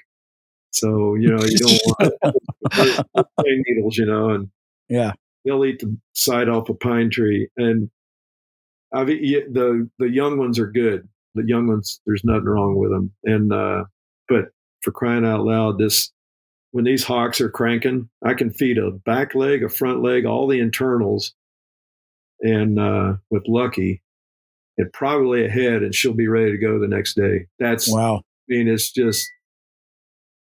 amazing. And it's cold too. Yeah, it's cold, but these rabbits don't have much on them. The organs and the head they really like. That it's got fat in it and a lot of blood. But those legs are really lean. How much do they weigh, Mike? Oh, 3 pounds, 3 to 4 pounds. They're kind of lanky. And ones I've gotten right now weren't very big. They were young ones. Okay. Yeah. The two that I've gotten here in the last week and a half, when I did go, went up to Fairbanks, and that was fun. An aspiring apprentice, Jason Dibble, said, "Hey, well, there was rabbits here last time I was in here." I said, "How long ago was that?" And he goes, 2 years. I turned the dogs loose, and one rabbit ran right behind him. He was happy. He's got a beagle, and he'll make a good falconer. Yeah. Awesome. Yeah. Need more of that. Yeah. He's a good guy. He's a hunter. He's run beagles. He's from northern Pennsylvania. Done it, grew up that way. Just hunting small game. Loves it. Just too bad he's in Fairbanks, where it's light and temperature challenged, for a good portion of the hunting season. What are the rules on sponsoring people up there, considering the sparse population? Does your apprentice have to be within a certain distance from you? No, I don't know. Is that a rule somewhere? I've never heard that rule. Down here, I think it's 200 miles. Oh, really? Yeah. No, there's no rules on that like that. No, they can. Usually, they're in the same town. Anchorage. If he was in, he would fall out of that category. But then there's Randall Compton up there that would sponsor him, and or Bennett Wong. I told him this weekend. I said, "You won't have anybody sponsoring you. Have any trouble getting anybody to sponsor you? So go pass your test. Go take your test. Go get a sponsor. Ask somebody." Now, do they have to go to Juneau to do the test? No, Or can they do it anywhere? Do it up there in Fairbanks. It's all. I think it's online, or they do it in Fairbanks. Yeah, Online, I feel like everybody would cheat. Maybe it isn't online. It's they'd probably have to go into the office there. You would cheat. Exactly. Yeah. Well, it'd be online, in the office. Put it that way. But yeah, it'd be. He wouldn't have any problem. He's a heavy equipment mechanic at a gold mine and got weekends. Oh, wow. Yeah. My experience is that if your apprentice is not, an hour or less away, that you're probably not going to have a very good experience. Yeah, I agree. I think they ought to go hunting with you and other falconers a whole bunch before they become an apprentice myself. Mm-hmm. And they must be a hunter. That's my personal opinion. Right. Interesting. That's very controversial, Mike. Nowadays, it's just one phone call and mail me over the paperwork. I'll sign it for you. That's what we got going on nowadays, Mike. No way. Not good. A lot of falconers, unfortunately, and I'm just going to say it, and I really don't care. I think they have like some ego issue where they feel like if they sponsor somebody, they have like a little minion or somebody that they can like they're going to look up to me and I'm going to teach them. Meanwhile, they don't even know what they're doing. They don't know their ass from their elbow, and they're losing birds left and right, and then they're sponsoring people. It's pathetic. It drives me nuts. I'm sick of it. No, I don't even want to sponsor anybody. Me neither. It's a big commitment, but for the right person, like this one gal, Caitlin, her and her husband went with me on the ice hawker meet 2 years ago, right? It's coming on 3 years now. And she goes, "Well, I think I want to be a falconer. What do I need to do?" I said, "Well, go hunting with us." And she has. And I said, "Do you hunt? Do you have a gun?" She goes, "No." I said, "Well, get a gun and go start killing stuff." So she goes out, gets a gun, and kills her first thing that she's ever killed. Her husband is a black bear. Really? Yeah. Wow. Her and her husband set up a bear bait station, and she was camping out in that thing in a tree house or a tree, and he'd go down there and she'd watch they have a child, and then she'd go down there and spend most of the evening. And finally, she got one, and she calls me, "I got a bear." I was like, "Damn, you started big, Oh, wow. I thought you were going to say moose. So, they just went moose hunting. Didn't get anything, but they saw some. You see any, Mike, when you're out there? Oh yeah. What's cool is when you see a passage goshawk, like my buddy, and it's natural history, right? And where I hunt, there's always in the wintertime, there's usually 2 or 3 moose hanging around. And these moose got up, and his bird was in a tree off to our left. And when the moose got up and went away from us, his bird chased the moose. His passage goshawk, like chasing it out of because following it in the trees. Oh, because the rabbits will flush out. So it knew that. It learned that. Yeah. Wow. It was built into that bird's brain. We're just like, I was like, look at that, And man, that's so cool. That's why falconry is so neat, man, because it happens.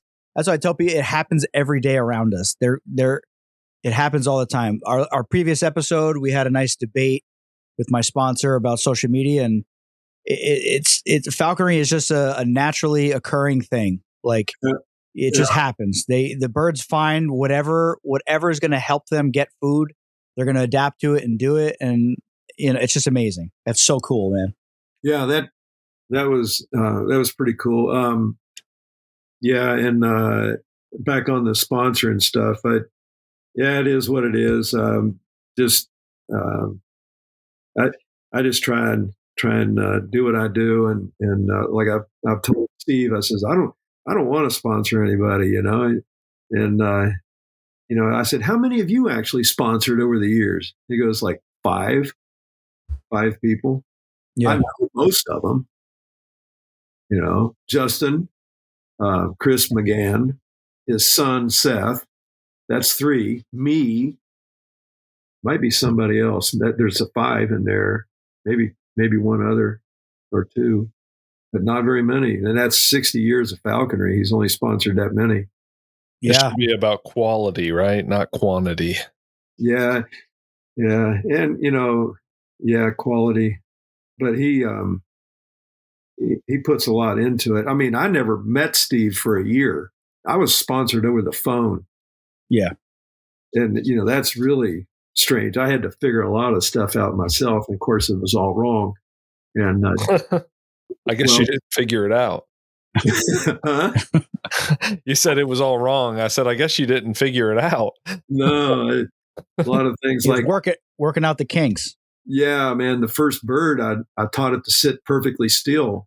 I was strobing it, and I had that kind of figured out. And I was getting frustrated, and Steve wasn't much help during that time. He was busy with other stuff. He had other situations going on. And I called up Justin and Bethany, and they flat told me, we do not have time for this, but we'll come over and show you. And Bethany was down there trying to get the bird to come over to her glove, on the tire perch in the strobe room. And she goes, this is amazing.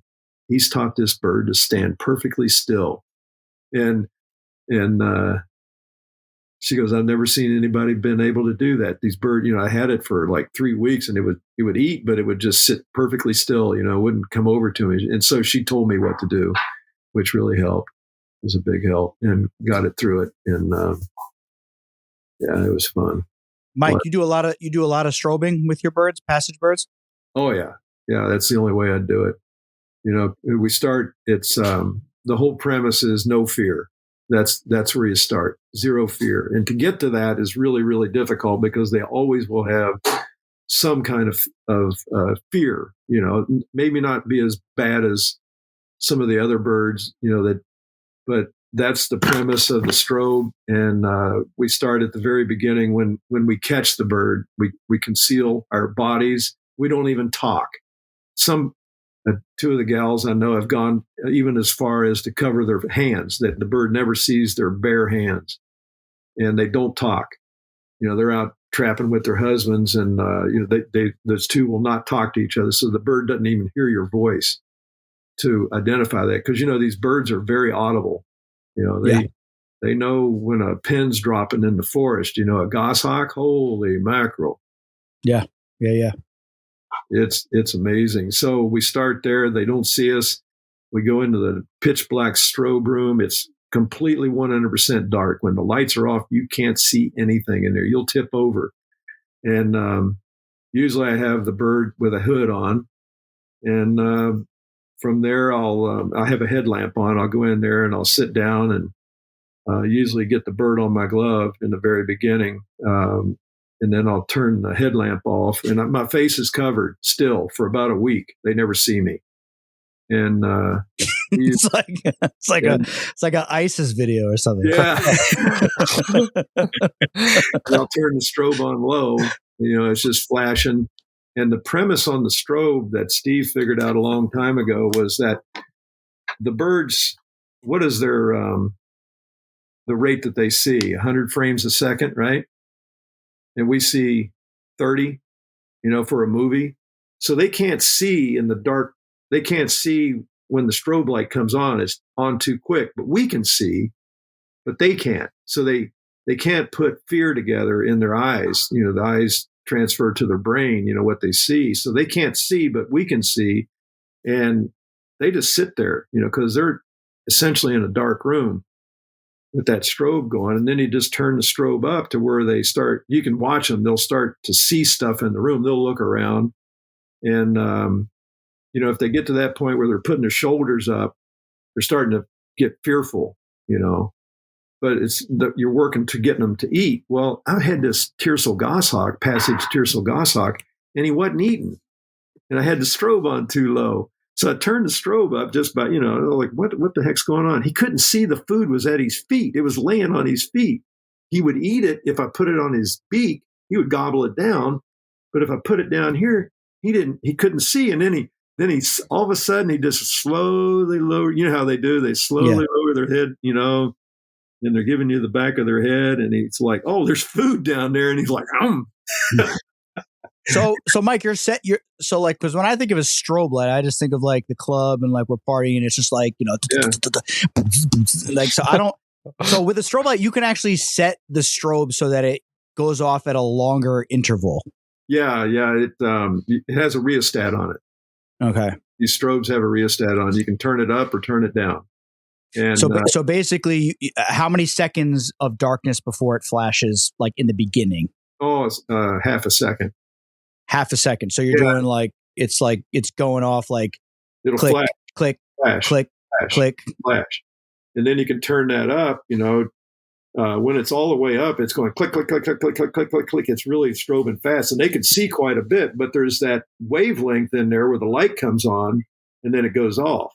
And in that off period, it's a period of confusion for them. Let's say they can't see, because they get that flash, and you can see, but they can't. They can't put anything together in a comprehensible way. So there's no fear. They're not afraid. But then as you turn the strobe up, they can put more together. They're looking around the room, and they can see objects in the room.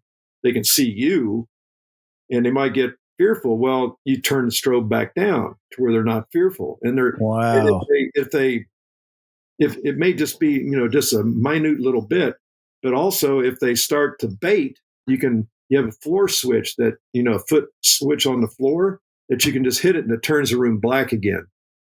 Right. Oh, right. So the baiting, the bait in the dark. Right. I was going to say that the baiting won't transmit any trauma, because when a bird baits, I view it as a trauma inducing thing that that's why, like, when you get an imprint and like you first get it on the glove, and there's always that awkward time where you take it on the glove, and when it wants to bait, you're like, do I let go of the jesses and just let it fly away, or just let it lower to the ground, or do I hold it so that it regains the glove? What if it doesn't regain the glove and develops some sort of a trauma with the glove from that interaction? So when the bird baits, you're able to turn the light off so it can't see you, can't see anything, and it doesn't put you and the baiting like in the same thing, basically, right? Try and turn the lights completely off before it does bait. As you get better and better at reading bird behavior, you can watch the bait, start to well up in the bird, and right. just turn everything off, and then they settle down, and then you can turn it back on low again. You can see your bird, but he can't see you. He knows something's there, but it's not fearful of him. It's not right. And so they haven't associated that being that's right there with them with the trapping. So you're way ahead right there. That they, if he could see your face and he saw your face and during the trapping, they never forget that.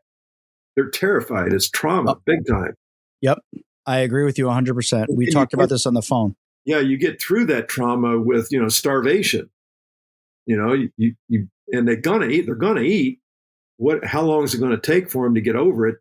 That trauma to eat the food, and it, hopefully it's not very long. But sometimes that trauma is pretty dramatic. These people are grabbing these birds, holding them up like a popsicle, an ice cream cone, and taking a picture. Look at me, I got a brand new red tail. And you look at that red tail, his wings are out, his eyes are gigantic, his mouth is open.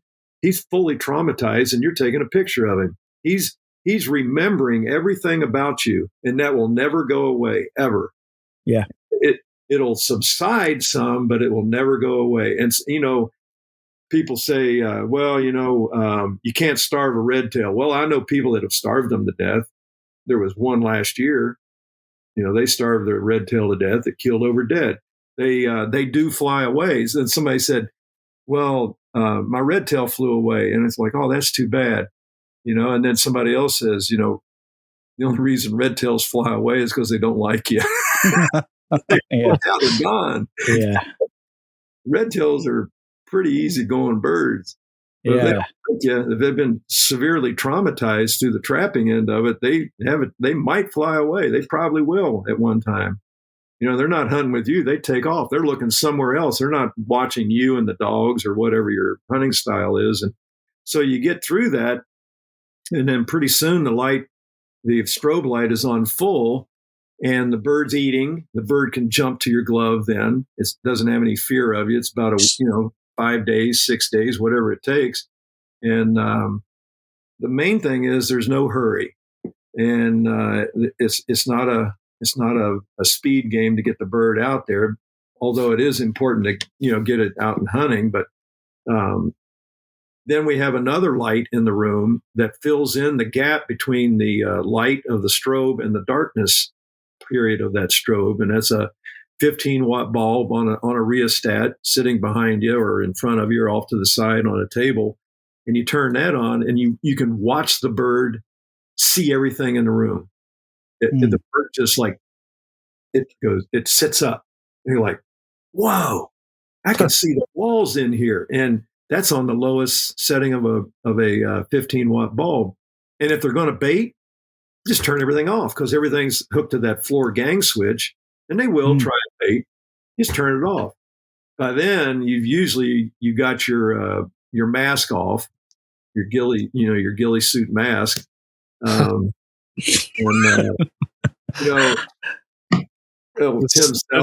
this is like an ISIS interrogation. Tim Sell, he was funny. He says he's got a goshawk in his yard, right? And it's sitting right above him in a tree. And he goes, oh my gosh, I think I'm going to trap this thing. It's a passage bird. He lives right down the street from me. And he says, I'm getting my Mike Radford trap goshawk suit on. He says, I get it on and I'm stumbling and I fall down. And he says, I go over there and the goshawk is still there. And he puts his Swedish trap out and puts a pigeon in it. And he traps the goshawk, and he calls me up. You want him? I said, no, give him to your apprentice, Tyler. He was a general falconer by then. And Tyler showed up, and, I put my suit on, I went over there and got the bird out of the goshawk trap, the Swedish goshawk trap. And that bird really was a good one. He strobed it, Tyler Dent strobed that bird. It was something else. And he says, it's baiting in the room. It's baiting in the room. I said, well, the only reason it's baiting in there is because it can see light. Well, everything's dark in there. I said, go in there and turn all the lights off and see if you can see any daylight. And he calls me up. Yep, he can see out the windows. There's, the light around the window where there's light coming in. I love the minimally stressful process of training and manning a bird, because the old school way is just to, like you said, traumatize them. And I don't think that's fair to the bird. We know better. We shouldn't do that anymore. Well, both ways work. I just prefer this method. It's easier on the bird. And even just getting out of the dark room, we don't just run out of the room and expose the bird to all that extra. We I have a double door. I just open the door and let the bird look out. The bird will be sitting there on my glove. And I've walked him around in the room on my glove in low light. Pretty soon the light's up pretty bright. And they're walking around in the room, and he's getting fed, the passage tiercel goshawks and with the red tail too. And they're getting used to being on the glove and that movement. And then you take them and you open that door and they look out and they go like, ooh, I'm scared. And they might bait, they get back on the glove. They get some more food, get food to get back on the glove. And then you let them look out there, and then you slowly take them out, and you have tidbits, and every time they get excited, you tidbit them and whistle. And it's like, it's okay. You're going to get, this is good. And then you go back in the room, and then you try it again. And he's standing there on your glove. He's happy now. And that may be the whole session that day, put him away and come back a little bit later. And then he's used to going out that door. Now there's another door, to go out. And then he's out into the wild blue yonder. And, he gets out there and he's like, I'm free. And he baits, and he gets back on the glove. No, I'm not. And, you tidbit him. And what was really interesting was when I'd walk around the yard with him, and I'd have a rabbit leg in my glove. And if I stopped, he'd eat. As soon as I moved, he's up looking around like, something's going to get me because he's a tiercel. And as soon as I stopped, he'd eat and I'd whistle when he did that action, the CR. And then pretty soon he knows that with me on the glove, it's a safe zone. Nothing's going to bother him. And he's eating on the glove and walking around the yard. And then pretty soon the dogs show up, working in on those. And it's a no big deal with the dogs. It's like, oh, I'm on the glove. Nothing can hurt me. And he's eating around the dogs instead of, like petrified. Yeah. We hunt with dogs. That's a big thing for a goshawk. Everything's going to kill them. So they gotta get used Especially to the tiercels, like you said. I would take that tiercel and unhood him. I learned this. One of the things I learned, and I'd be in a field and he would crouch down. Little guy would crouch down, suck in and crouch down. He's in a field. They're not a field bird. They're a woods forest bird. And I went, oh man, I'd go over to the forest and he'd stand up just like, okay. Yeah. I'm good. That's something I find fascinating about goshawks is we traditionally put them on our fists and go out into the open field with them and hunt, but that's not their natural environment. Well, yeah. And especially for the Americans, they're forest birds. Boy, they really shine in the forest. It's wonderful. You to turn your bird loose and it follows your dogs. The goshawk, it's just the dogs are what's, it's intent on following. That's where the food comes from. And it's pretty cool. Yeah. I say that, but to your point, the Siberians, especially, they're a bird of the plains. Yeah, exactly. The tundra, I guess. Yeah. They're easier on it that way. They're fine, but, yeah, they're okay with being out in the open. But that little tiercels, all of them that I've had, they've always done better. And when I'm coming out of the woods, they didn't want to go out, so I would hold back and I would hood them in there, and then it was okay. Then I could walk them out. But as soon as I got near the edge, they would start. Their body language would tell me that they needed to, have the hood on. And then they would calm down. Are you doing hooding exercises with the strobe? Does the strobe help with that as well? Oh yeah. You can turn it down on low and put a hood on, no problem. Once I put the hood on, I don't take it off. It's on there for the end till the next time I come in. I don't bang the hood on and off of them. That was taught to me by Steve, or actually Seth. Seth, developed that. Put it on, leave it on until the next time. And when they come out of the hood, they get fed. They're like, oh, it's good. Steve says they don't know time. When they're in the hood, they don't know time. So it could be 5 minutes or 24 hours. They don't know. But maybe I should start wearing a hood. I was just gonna say, maybe I'll throw one on my wife's head when I go hawking, showing them I'm gone. When you're kids. My son comes with me every day now. It's great. Oh, okay. Well, yeah. If you don't want to listen to him, put a hood on him. Yeah. Oh yeah. Yeah. No, the wife needs it more though. She needs the strobe. I wonder if it will work on her. That's a good idea. Yeah. Just set a hooder and put the strobe on. Just go hawking. I put a hood on and for 20 years and come out of it retired. Doesn't even feel like it was yesterday. Yeah, Steve will tell you, that they think about what they did in that last session while they're in the hood. That's, I don't know how he knows that, but I tell you what, I'm not going to question it. He knows more than I do.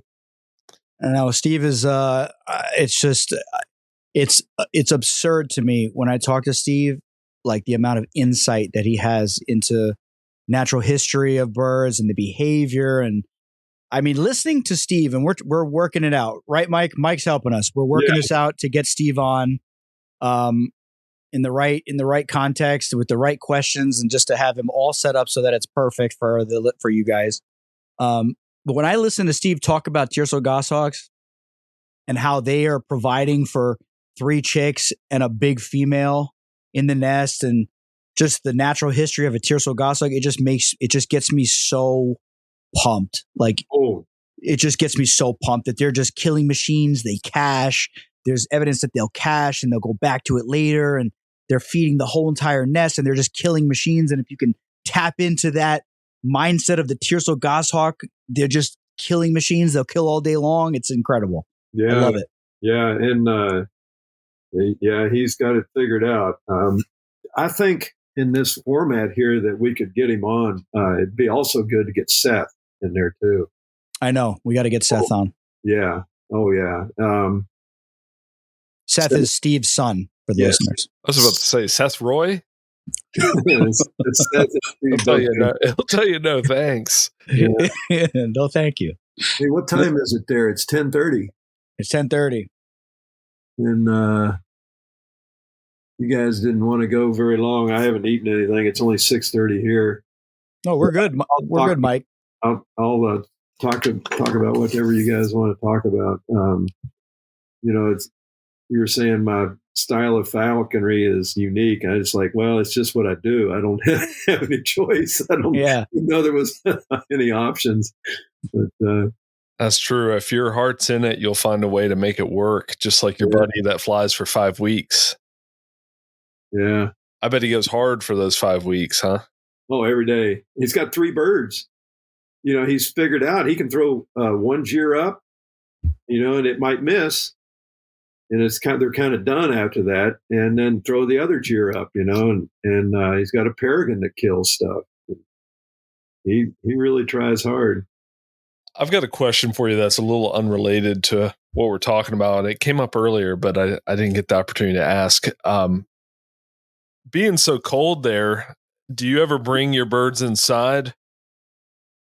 Yeah, during like the coldest nights to bathe. I don't consider it bringing them in other than to drink water and bathe in the garage. I got it set up with a big tarp and a tire perch, and they'll sit in the garage. And it's a heated floor, so they'll get in the tub. They'll get in their bathing pan, But we don't bring them in for the cold. They just get more food. I was going to say, you have to feed them a lot of food when it gets really cold, huh? Yeah. Now, that Tiercel goshawk, he was a food processing machine. I'm telling you, that little guy would eat 200. He would full crop. He'd eat 200 grams of food in a 20, for the day. And he'd hawk the next day. Oh yeah! Wow. Stuck, That's crazy. Crop out to here, and it's like, oh man, this is maybe he'll hawk tomorrow, and he'd burn through it. It was cold out, and I exercised them, so they got a high metabolism. And I got that. Ian Anderson gave me that link to that falconry journal, which is really good. It's like $1.99 for the app, and you can put as many birds on there as you want. And you put the weight, and it gives you a time and date and temperature, and you tell them how much you fed it. And then it calculates it out how much food they're burning in a 24-hour period. And Casey's skeptical of that app. I think Mike. I think he's trying to harvest the best hunting fields in the United States for his personal use. That's what I think. Because you can put the spot right. Because it tracks you, and you can add. If you take a picture, it'll automatically put where you were. And you can put your fields on there and keep track of everything. On this? Yeah. I didn't know you could do that. Exactly. I don't know if Mike needs to worry about him coming up to Alaska. No, he just wants those out west spots with a million rabbits. No, I'm just kidding. It's a great app. It's a cool app. I can't even remember my own name these days, let alone writing down a journal. I used to write a journal. I talked about this on another episode, but I used to write a journal as a kid, and I'd write a couple paragraphs, maybe a page, like about the hunt and stuff. And then after 2 years, it was like bird caught rabbit, freaking pissed me off, set 1,450 grams.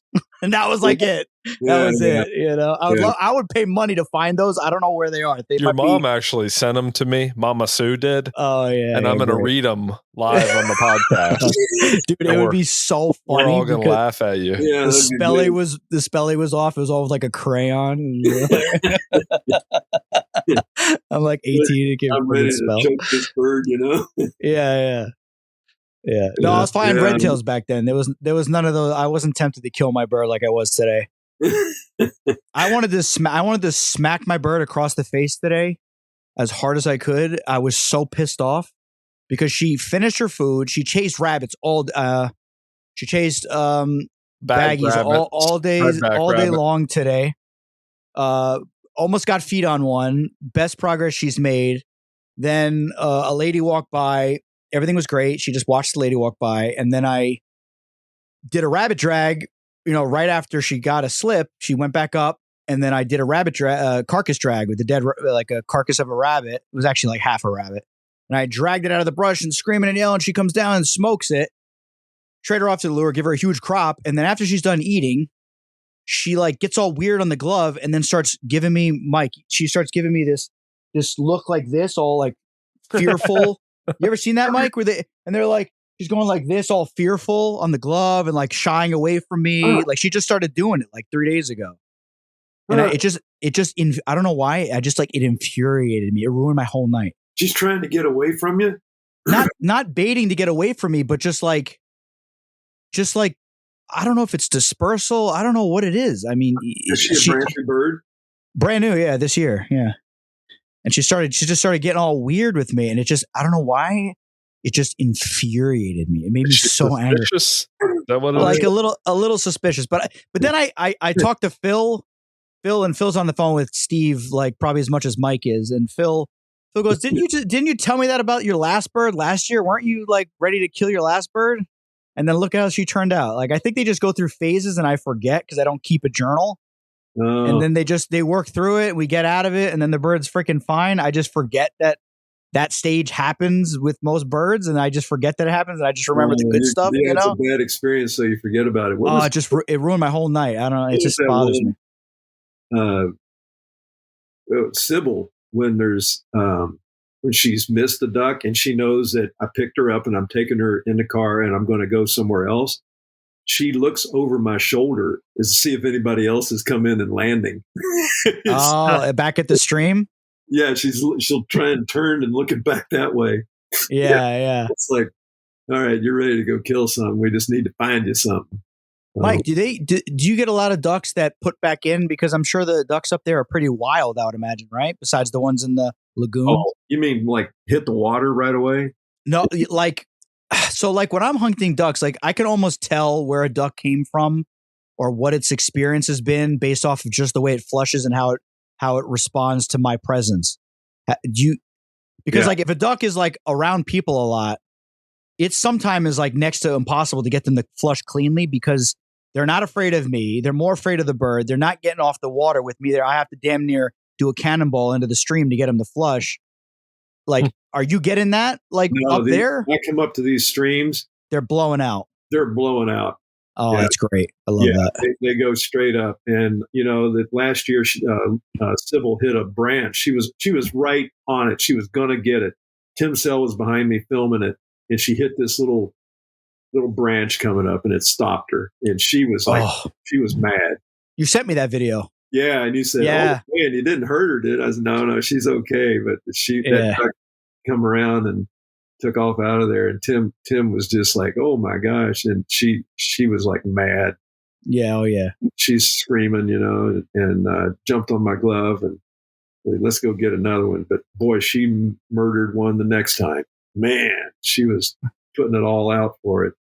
Yeah. That's why I say she's a lot of fun on ducks, and I'll just work her out real good and get her all exercised up. I want to try and get a pheasant with her, and I think she'll have the top end speed to get pheasants. You're coming down to the lower 48 this year, right?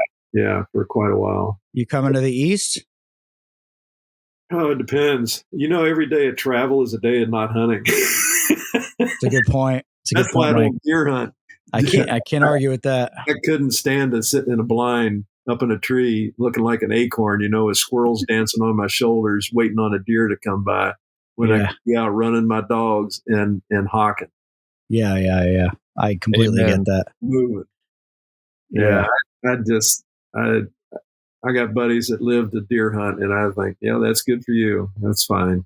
I'll have some of that backstrap, please. I mean, it's just, it's like torture. You just, especially if you're not seeing anything all day, you're just sitting in one place the entire day, freezing your ass off. It's just like, it's but then when the deer show up, then it makes it all worth it. Yeah, it's all fun then. But yeah. Well, if you come closer to the east, let's plan something out, because maybe I'll try to drive out as far as I can and meet you. Yeah, Do some hawking. Oh, I'd love it. It'd be so much fun. It's I got into this at 62 years old, so I got a lot of time to make up, a lot of hawking to do. You're doing it now, Mike. You're out there a lot, man. You're living the dream from what it looks like. Well, like I told one guy, it's like being a 19-year-old kid with a good allowance, Yeah. Me and Aaron talk about that all the time. We're like children. Yeah. We really are. He's taking some good pictures. He comes with me when I go to Washington, and he's taking some good pictures of Lucky. Yeah. And he went hawking with me at this one place that's real special, and there's a lot of rabbits there. And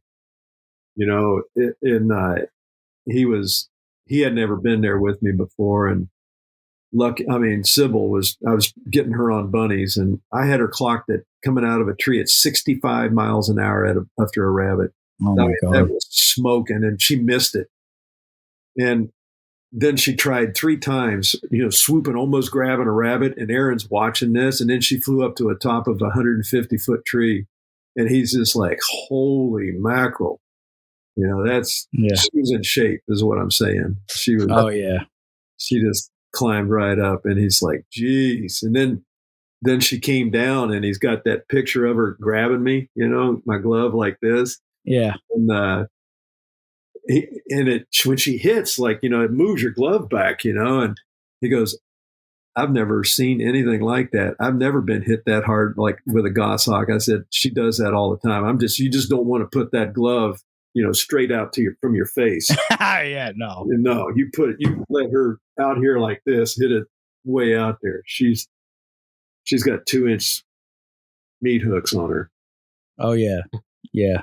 I see guys out east, not east, like Asia, and they make like these videos with like this Asian music. You ever seen it, Aaron? You ever seen it? And they have their goshawks, and it's almost like a music video. They turn their back to the bird, and they take both their arms, and they go like this, and then the bird comes flying and freaking smashes the glove. You never see? There's one guy. He's like from I don't know if he's from China, because I think it's illegal in China, but he's from one of those countries over there, and he makes like these videos with like this music and like it, and like the effects and but yeah, they turn their back on the bird, and they just put their fist out to the side, and the bird comes from behind him and grabs the glove. That's Kazurgistan. That's what I do with Lucky when I'm done for the day and I want to move, and she's sitting on a tree line. She won't come down, and I got a tidbit in there, and I was like, okay, I'm leaving. See you later. And I'll hold my glove out, and in and hit it. Bam! There you are.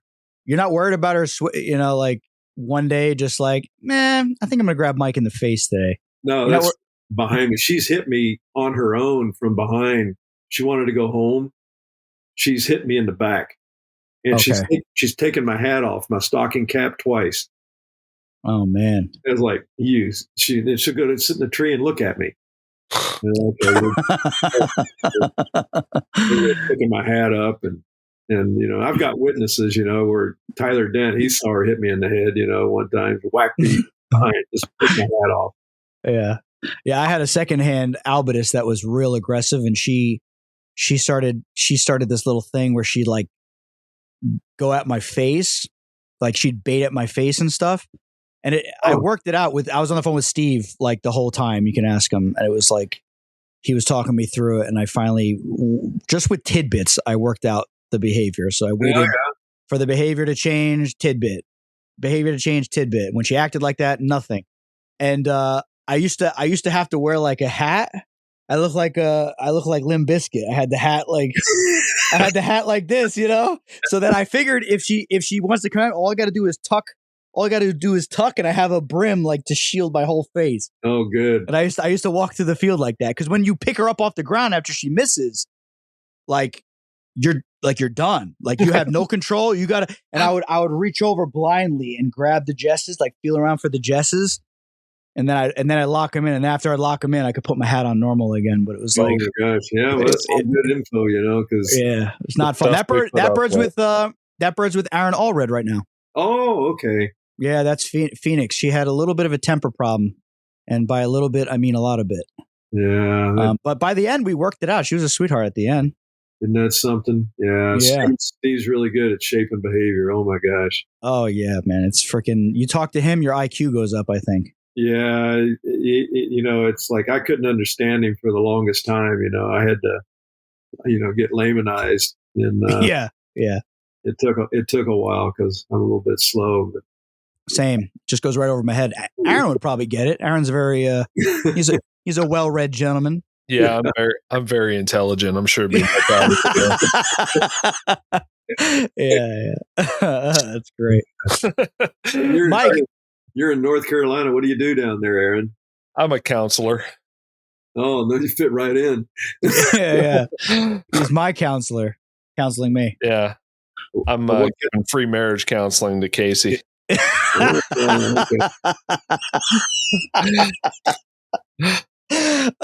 not working. It's getting better than when we first got married, but it's getting better. And you know what, Mike? It's all revolving around falconry. That's literally the only thing we fight about is falconry. It all stems from my time in the field, my time with the birds. Like, it's all about it's just, that's all we argue about. Yeah, it's the only hiccup. Well, see, I had airplanes, before falconry, and I would just, we just had two boys, and then 9 years later we had two girls, but I would just take the boys and go fly, go fishing, just grab them and, go hour and a half southwest of here, 200 miles, and kill caribou and come back, be back by 4:30 in the afternoon. Oh my gosh, that's so cool. It was a special deal that residents could hunt and fly in the same day. And wow. This one particular caribou herd. And we did that a couple times. We're fishing all the time. My youngest son didn't like flying, and I had one memorable time. This one guy, he says, "Hey, come on up. We've got some kings up here. I'll take you and your boy fishing tonight." I said, "What time?" He goes, be up here at 10 till 7 or something like that. So I called up Nick, my youngest son. And I says, "Hey, we're going fishing tonight." He goes, "Where?" I said, "Up in this one particular creek." And he goes, he doesn't like to fly. He says, "Like, how long does it take to get there?" I said, 25 minutes. He goes, dead silence on the crickets on the other end of the phone. Okay. Yeah. Okay. And he gets in the airplane. We're there in 20 minutes or 25 minutes, and we get out, and he catches probably 4 or 5 king salmon. Wow. In a stream that you could literally, if you tried real hard, you could make, it wouldn't be hard to cross it. And the kings were just boiling in there, and he catches like 5 of them. He kept 2. One was 55 pounds. Jeez. Grief. And, he didn't want to go. These are things that they don't want to do. And then you go drag them and do it. And they don't tell you then that they had a good time. It's like a year later. Right. So remember that. They begrudgingly had a good time, huh? Yeah. Well, it's like they go tell their friends, that their friends will say, "I went king salmon fishing with my dad." And he goes, "Yeah, I had to go do that too. We got in the airplane, and the float plane flew up to this place, and I caught a 50-pound king." And he goes, now he's cool. He's the cool dude. Yeah, right? Yeah. Yeah. I went to Alaska on our honeymoon, and I saw king salmon in a bay. I was struck by how big they were, but I didn't think they would be that big. Yeah, the world record's like 97 pounds out of the Oh my God. Yeah, that's crazy. Yeah. So Alaska is a pretty crazy place that's well established, and we like to talk about the strange and odd stuff that happens to falconers and hunters on here, especially the stuff that has to do with people, or it could be about crazy predators or something. Tell us about some memorable times up there. Well, I got a real good story. It's kind of a long one, but I've lost Lucky here 1, 2, 3 times. Not for one day or an overnighter, like 2 and 3 days. I've lost her. I can't get her. I can't find her. It's snowing. The bells freeze up.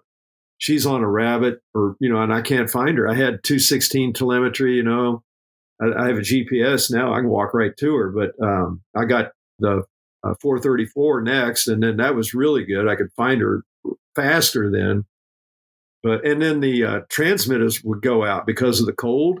Wow. They would just quit. They were brand new batteries. And I was calling Marshall. It's like, hey, what's going on? It should be fine. We don't know. And one other guy tuned me in. And he says, well, they have a static thing that if there's any static, I would turn it on at the car, check it with the receiver. It's beeping, turn her loose, and it's gone. She's sitting there in a tree and it ain't beeping. Static from your clothes or the dry weather. So anyway, I'm out there. This is before it snowed, but my buddy's a helicopter pilot, and I was at his lodge hunting rabbits. This is like 4 years ago. He takes these 2 paragliders up to the top of this huge mountain, Sheep Mountain, and turns them loose. She looks up at that, eagles. I didn't know they were what she was doing. She took off. I followed her through the tundra and brush as far as I could, and it was about a mile. And she just kept going. These guys are up here twirling around like eagles. She just kept going. And she was gone for the night, And the next day we got in a helicopter and we did the 216 and we found where she was across a ravine. And I was like, I can't get over there. And so the next day I went home and I left him the 216. And he calls me up the next day and he goes, she's here somewhere. She's here. I got a real strong signal. He knows I taught him how to use it. She's here. Okay. 2.5 hours trip up there. I made it in 2 hours to get up there. In the plane? No, driving. I'm on floats. So there's no place to land up where his lodge is. And I get there and he's on the phone with me and I'm driving, this highway. And I said, where are you? He goes, I'm right up here across the street from the lodge. He's on the highway and he's pointing. You can see him pointing the 216. She's down there somewhere. I get over to him and I get over there and there she is in a tree eating a squirrel. Wow. Just off the side of the road. And she won't come down. She eats this little red squirrel and she's like, I'm done. And I was there till 9:15. It gets dark, and she goes right above me in a tree. I thought she was coming to me and starts to roost. I can't climb the tree, and she's up there and she's roosting for the night. All right. So I'll come by at 6 a.m. and I'll pick you up. I had a rabbit carcass, and I went into the lodge and he goes, I had a beer, and he says, can I buy you another beer? I said, sure, man. So he buys me a beer. He goes, want to know what happened? Why she had that squirrel? And I said, sure. He says, you won't be mad, will you? I said, I don't know. I know where she is now. She's right there. He says, this guy by the name of John, he owned property right beside him. He's working on one of these cars. He sees a red tail over his shoulder with bells on, and she's standing there looking at him, and he says, she looks hungry. So he shoots a squirrel and tosses it to her. Oh, my God. And she grabs it and takes off across the highway and eats it. Oh, my God. So the 4th day she was out there, and she came right down the next morning. But I had to spend the night up there again. And that was just one. Another time she's always been as heavy or heavier than when I was hunting her. She was killing stuff out there. So if I was ever to turn her loose, I'm sure she'd make a good living, Yeah. That's a great story. Oh my gosh. Yeah. Did you ever run into strange people out there? Boy, I did yesterday, 2 days ago. We're strange people. Let me think. Up at Fairbanks, these people, an apprentice, curious person, she says, well, I live at Point McKenzie. I said, oh, I hunt down there, on this property. And she goes, oh, well, you should come over and hunt on our property. We got, rabbits. I said, oh, that's cool. So I got her number and name, text her, no answer. text her again, no answer. So I'd go down to the property, and it's got a gate, no trespassing, big camera, there to watch people come in and out. And I sit there for a while. And I'm like, well, shoot, I'll just go in. So I push the gate open, drive up there, tap on the horn, get out of the car, and says, "Hi, my name's Mike. I'm here. I'm a falconer, and Courtney French said to come on by and that possibly could fly my bird over here." He goes, "Mike, turn around, get the hell out of here. Don't ever come back, and shut the gate on the way out." Oh my God. And wow. That was it? That was it. And I went, "Yes, okay, see you later." That's why, Mike, that's why I don't ask permission. I don't think you'd want to run into that dude if you didn't ask permission. Yeah. That's a good point, actually. Yeah. No, it's like that up here. They're either going to be enthralled to have you there or get out of here. But yeah, get the hell out of here. Don't ever come back. Oh my God. Yeah. He has a big problem with falconers. You just didn't know that. Yeah. He's a member of the Audubon Society. Audubon Society. Yeah. And then what was another one? No, not too many weird people up here. Mostly get that. Oh, homeless people. Yeah. One of the places we were duck hunting, there was a homeless camp, and they were man. These homeless people are everywhere, even up there. They don't freeze to death. Get out of there! They flushed ducks. They were flushing the ducks when they left, and I was like, "Daggone it!" Oh God, they don't die up there, Mike. What do they? How do they survive? They make like little snow caves. How do they not die? They die. Or they just lay eggs and then they respawn the next year, like they new build little generation. igloos. Yeah, they do die when it gets real cold. A lot of snow, like we had last year. They aren't in the homeless camps. Now we have an app that we can. It's real easy to use, and we can turn them in. And now they can legally tell them to get out. They can't be there, and they got to leave. The ACLU sued the city a long time ago, 14, 15 years ago, and they couldn't move them off, even on city or private property. But now they can. They can get out of there. Is that I think that's a federal.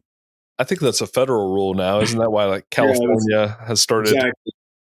Exactly. Ninth Circuit Court of Appeals upheld. We can run them out. Man, my hawking season might be different. Might be more lonely without all the homeless guys out in the field with me. Yeah. Just stumbling around talking to themselves every day. Yeah. Oh my God. So Mike, wait. So Mike, you ran into some? Oh yeah. Well, they're out there. They were flushing. They would walk by the duck flush, and the ducks would leave. And oh, of course, yeah. That's what the problem was with. Even in Alaska, you got people screwing up the slip, no matter what. Yeah, we try and be indiscreet, when we're out hunting, not trying to draw too much attention to ourselves. Yeah. And that's why I hunt out of town, and I get permission on big tracts of land, and it works out pretty good.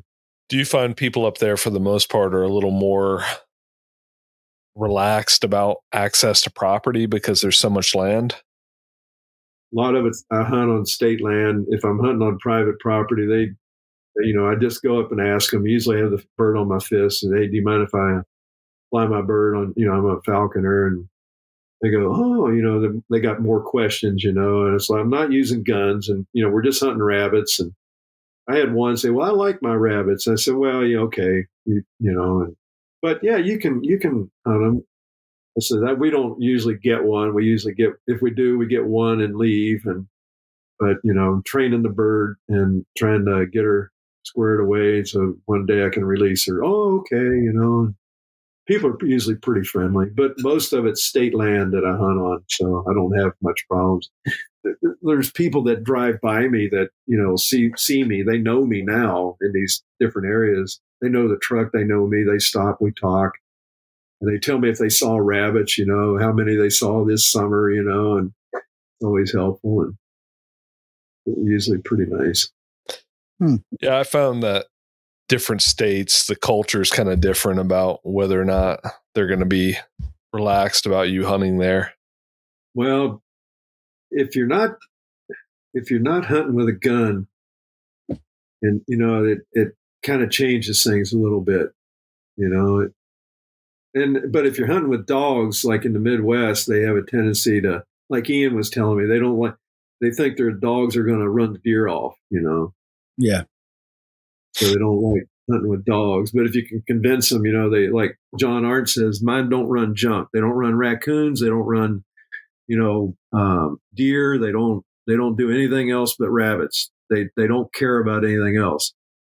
And they go, oh, okay, as long as they're not running the deer. I said, they don't care about deer. The deer are going to leave, but they'll come back. They're not chasing your deer off. Friend of mine runs beagles. Pardon?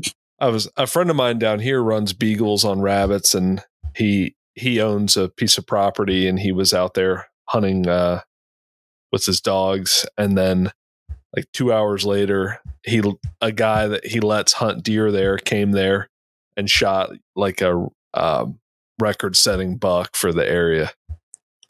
Yeah, while he's running rabbits. Yeah, it's just a couple hours later, the buck's right back there. Yeah, doesn't matter.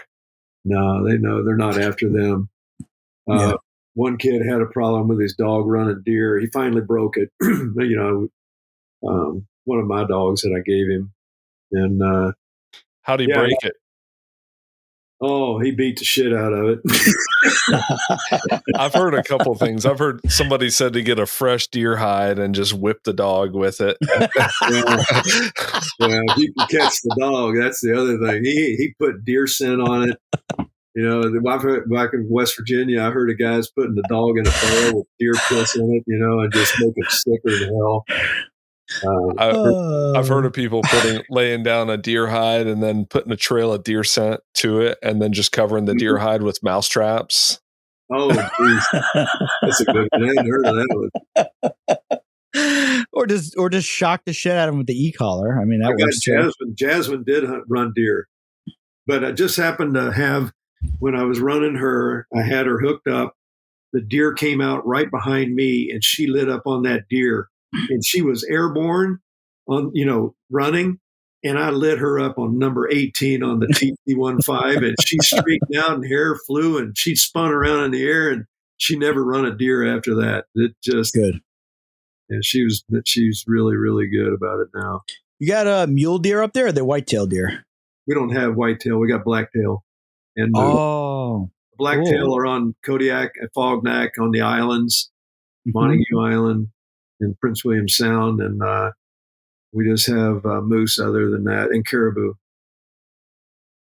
It's just a different world up there. It's so cool. Yeah, I've seen caribou herds of 10, 15, 20,000 on the tundra up in the North Slope. And you've hunted them before? Oh, yeah. Not those. We were just flying over them, down low, and just like the whole tundra's moving. Jeez. Really amazing. And then they're gone, right? So if you're not there at the right time to hunt them, they're gone. They're just migrating. Yeah, that northwestern caribou herd migrates, all the way into Canada. So when they come through the villages, the natives all get out and harvest everything they can. I mean, the limit's 5 apiece for us. Wow. Yeah. But that's incredible. It's good meat, huh? Yeah. What does it taste like? It tastes good. Yeah. It's really, really good, especially the winter, the dead of winter ones, But in the rut, caribou is absolutely horrible. Right. You don't even want to get near it. It's nasty. Why is that? They don't eat or drink water. They're, adrenaline's going. They're in the breeding range, and they're, licking urine from the females. They're just nasty. It never gets any better. Their livers are stressed, and so that it's just nasty. We don't shoot them from mid-September on. Is it true that the difference between a caribou and a reindeer is one's captive and the other's wild? Well, yeah, but the big difference between caribou and reindeer? What's that? Santa Claus? Well, reindeer can fly. That was good, Mike. That's good. That was good. Yeah, that was good. Awesome joke. Reindeer can fly, and they go, I saw a video of some guy up in Alaska who had a reindeer riding around in the bed of his truck. Oh yeah, I saw that. Yeah, there's guys riding moose. There's one guy that would ride a moose every year. That moose would come and cross the lake. To get to the other side, of course, and they would take the boat out and get on the moose and ride them for a ways. That's nice. We had the pictures, to prove it. I guess there's not much they can do out there in the water, huh? No, in the deep water. You don't better want to get off before it hits the land, though. Yeah, exactly. Yeah. They seem like they're dangerous to me. I would. Yeah. They'll definitely. They're nasty. They probably kill people every year up there, don't they? They've killed a few people in the last 20 years. That just the slow people, not the real fast ones. Yeah, you ever see that video, Aaron? That classic video of the old guy walking? Yeah. And the thing's kicking him on the ground in the snow. He's just like an old guy walking with a cane. Yeah. And it was a female. I think she just comes up to him, knocks him over, and just starts freaking tap dancing on him. Yeah. And he's like, oh! Yeah, you never saw that video? Yeah. That sounds nice, though. It's a classic. Poor guy. Yeah, they're running around in neighborhoods up there. Right? Yep. Yeah. We call them city moose, they're actually streetwise. They know cars. Yeah, they wait until the cars pass. Like a real nuisance. A real moosance. Yeah. I'd love to. I would, if I had the opportunity to hunt them, I'd be all over it. I've always wanted to try moose meat. You've had it, Mike? Oh yeah. Yeah, it's good. Oh yeah, it's real good. Yeah, it's better than caribou. And then, one I really like is elk meat. That is just, that's fantastic. Dude, my brother shot an elk last year. He got some special opportunity to go to some it was like a high fence ranch or something like that, but it was like a free hunt. And he went out there, he shot like a 360 bull. Dude, when he gave me some of the meat I cooked up, it just tastes like cow. Yeah, that's all. And then he said to me, he goes, dude, it tasted so much like cow. I think that because the hunt was free, so he thinks they sent him. And when he went to drop the elk off at the butcher with the outfitter, there was like all these cows getting butchered at the same time, and he thinks that they purposely just sent them like a cow instead. Huh? I don't know. Yeah, but it tasted good. I mean, it tasted good, but it just tasted like beef to me. It's real dark and lean. So yeah, that's one way to tell. It'd be pretty dark meat. So would you agree with him, Mike, that it tastes like beef? It tastes like elk to me. It doesn't taste like beef. I like. I think he got gypped on that one. Didn't cost him any money though. So yeah, how can he really complain? He probably got elk. They're pretty darn good. Yeah, no, it was really good. Yeah, he's got the rack and everything. But yeah, it was a little bit of a high fence operation kind of thing. But apparently, the ranch is like 3,000 acres fenced in. So it's like, is it really high fence if it's 3,000 acres? I don't know. Something to talk about. I don't know. All right. Well, it's 11:11 here, so I think I'm about ready to hit the sack. Yeah, go do it. Yeah, that's Charleston, South Carolina, Myrtle Beach, North Carolina, right? No, that's South Carolina too, but it's really close. It's close to here. Actually, the beach in South Carolina is closer than North Carolina because it's such a long state, so long. Yeah. So Myrtle Beach is about 3 hours from me. Oh, okay. Not much to do there. There's a cool place called Alligator Adventure where you can go see alligators, but are you up in the hills of North Carolina? I'm outside of Charlotte, which is the Piedmont, which is the land right before the mountains. Yeah. Been through there. Yeah, people say it's pretty, but I don't know. I'm kind of sick of it at this point. Yeah. Come move up here. The hawking is not great here, in my opinion. Oh, yeah. Sometimes you got to drive long distances. And yeah, we have... The only reason I catch rabbits is because I have some good rabbit dogs. I have dachshunds, and then we have, all the squirrels you want. But most places on the East Coast have plenty of squirrels. So see, that's something foreign to me. Now, Lucky's gone after squirrels. I found a roadkill outside of Dylan Baker's place in Indiana and tossed her a squirrel, and she, grabbed onto it and played with it for a while. And then I traded her off of it. And then I opened it up a little bit and gave it to her, and she was like, ooh. And then she went for one that afternoon. Yeah, they're a lot of fun to hawk, Mike. You should definitely. It is exciting. You get to watch it all, which is different from where your bird disappears around the corner and you hear a rabbit squeal, which to me that's hard to beat, though. Yeah, it's all good, man. I'd love to catch some squirrels. I know she will do it. She'll do it. She's a game hawk. She's a lot of fun. We'll fly over here to the East Coast. We'll make it happen. Well, I'm going to drive. I got, my goal is to November 1st head down. I got a 3-day hunt on the Platte River in Nebraska.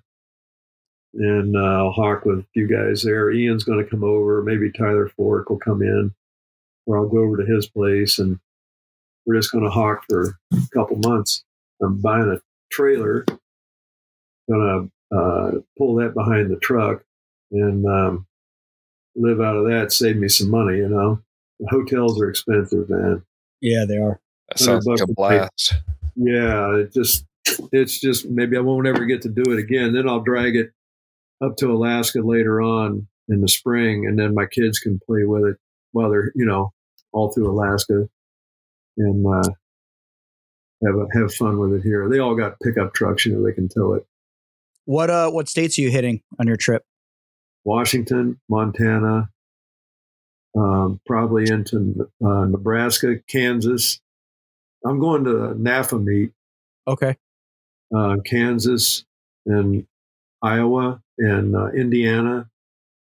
I'd like to get up and see. Well, John Art. I mean, when you're sitting in one spot like Iowa, everything's like 3 hours, 4 hours away. It's no big deal, Yeah. Illinois, Ohio, if I can. Ohio's got a pretty active falconry club, it seems like. Yeah, they do. Yeah, we're donating. I don't know. There's a women's falconry club event going on. I think it's held in Iowa, and we're donating a couple stickers and shirts and stuff to that meet. Oh, that's cool. Yeah, it should be cool. Yeah, if you go to Indiana's like 10, 12 hours from me, so I could probably meet you there. Well, I'll be in Indiana. Just let me know. Just let me know when and whereabouts, and if I can get there, I'll get there. Well, I'll be even closer. I'm trying to get even closer. I'm trying to see if I get all the way over there to near where you are. Then I got places in New York, upstate New York. I got friends there. Come on through. Let's go.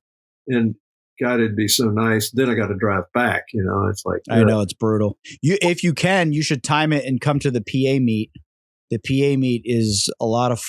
Well, I wouldn't say it's a lot of fun. The atmosphere. Each falconry club has their own vibe, right? The Jersey meet is a blast. Everyone's funny. Everyone's having a good time. There's like 200 people there. Everyone's got a sense of humor. The PA meet has a huge turnout. Crap ton of rabbits, like so many rabbits. But like, you try to, it's a little bit stiff. I'll just put it that way. Not with me around. That's what I said when I went, and it didn't work out so good. What do you expect? Yeah, let's go. It's Seth's place. What do you expect, right? Yeah, everyone's on their best behavior. Oh, they're afraid to make him mad. Yeah. That'd be fun. Yeah, I'm afraid to make him mad. You know what the vibe is at the North Carolina meet? The vibe is everybody sucks. You should have been to the meet, the Alaska Falconers Association. It's a social club. It's not hunting. I'm the only one with a bird that hunted. Yeah, that's rough. That's like Maine. Maine's rough up there. It's so thick and hard hawking up there. Yeah, when you said there's about 6 actual hunting falconers there, and you'd mentioned the field meet, I was like, wow. Everybody gets plenty of time to fly. Well, Yeah. The day that the Creamer's Field opened up, there was me and Bennett, and I flew my bird, Sybil, on ducks, or geese actually, and didn't get anything. And then I put her away, and he got his falcons out and flew them. But, the the Washington meet. I'll probably be there for that, maybe. And it's pretty laid back. I'm the only one that's ever taken. Well, Sue, she takes game there all the time, but me, few others, but not very many, not very much, and it's mostly people, looky-loos and apprentices and trying to get their birds started and don't know how and don't have any dogs. And like I said, I'm not beating the brush for anybody. Yeah, I don't blame you. Sue and I were out with Sue's husband, Brad Felger's real famous falconer, and he was the president of the club, right? And Sue says, "Hey, will you take this other gal and we'll all go hawking?" And they both had Harris hawks, and her Harris hawk wouldn't fly with dogs.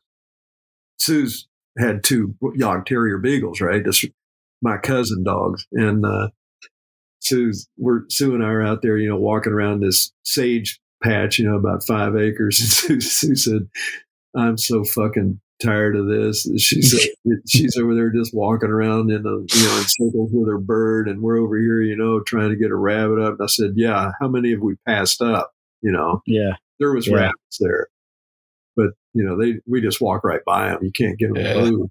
And, those rabbits will hold so tight. I was out today, and the baggies that I had out there, they I was walking, I was zigzagging across this field, and literally Ginger was going in between where I was walking, and she'd kick them up literally 2 feet from where I was walking. Oh my gosh. And then they would take off, and she'd chase the baggie and miss, and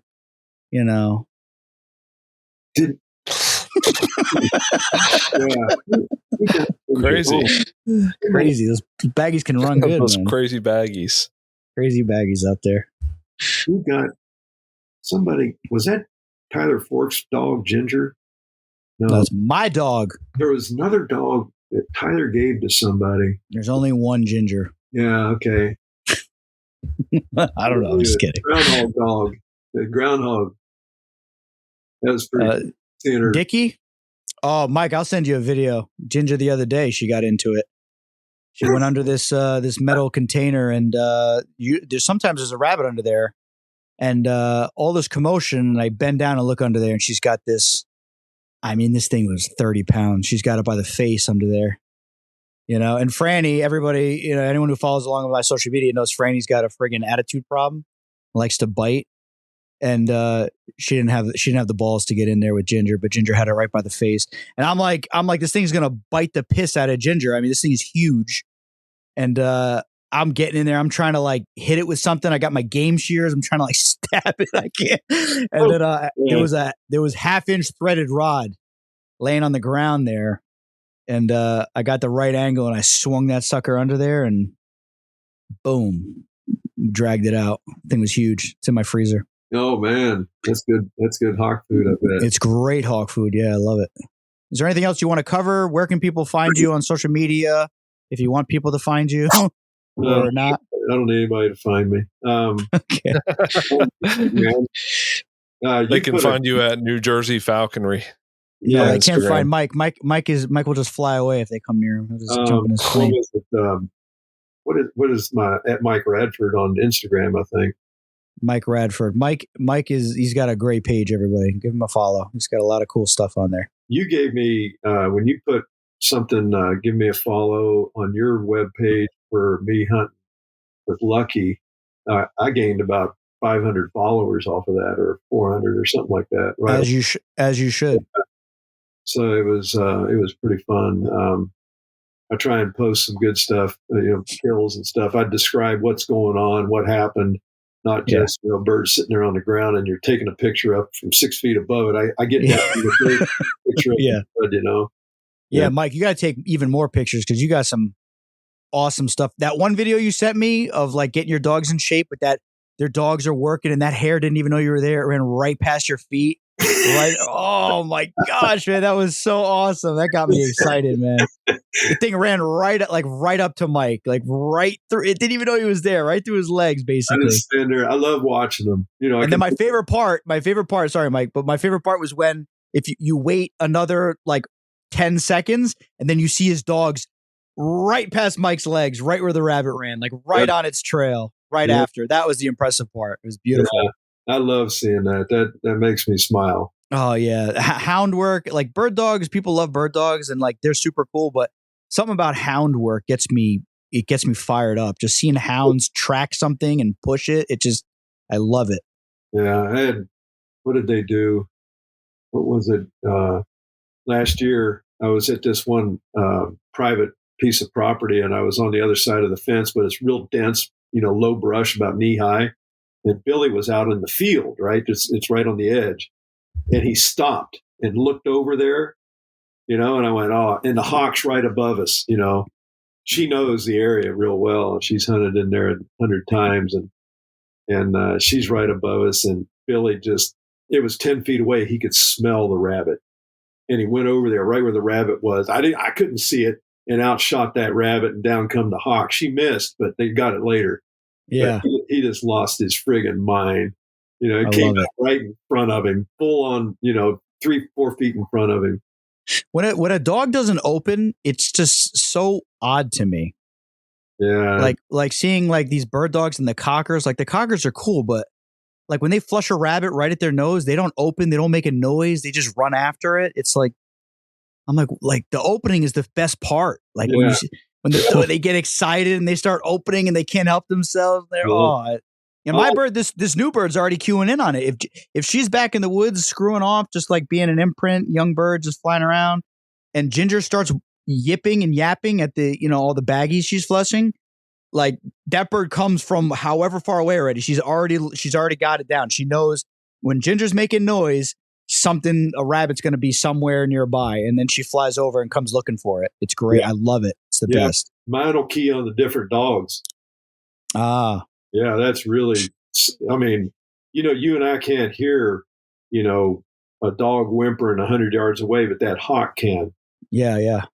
I've watched Lucky come out of trees and beeline. I went, man, she's really going over to where the dogs are. And then Jasmine's lights up big time. Then I can hear she's whimpering, and then it's like gets a snoot full of rabbit smell, and just loses her mind or jumps it, and that hawk has already heard it and on the way. Oh, I want to go hawking right now, and it's dark. Let's go. That's put a light on her tail. There you go. Oh yeah, that'd be great. The game wardens would love that. Awesome, Mike, this was great, man. Thank you so much for coming on. Yeah, seriously. My pleasure. We'll do it again. Thank you, Mike. We'll definitely do it again. Maybe in person. In Indiana or something. Nice meeting you, Aaron. And hopefully we'll get in squirrel country back there one day. That'd be a hoot. Yeah, that sounds great, man.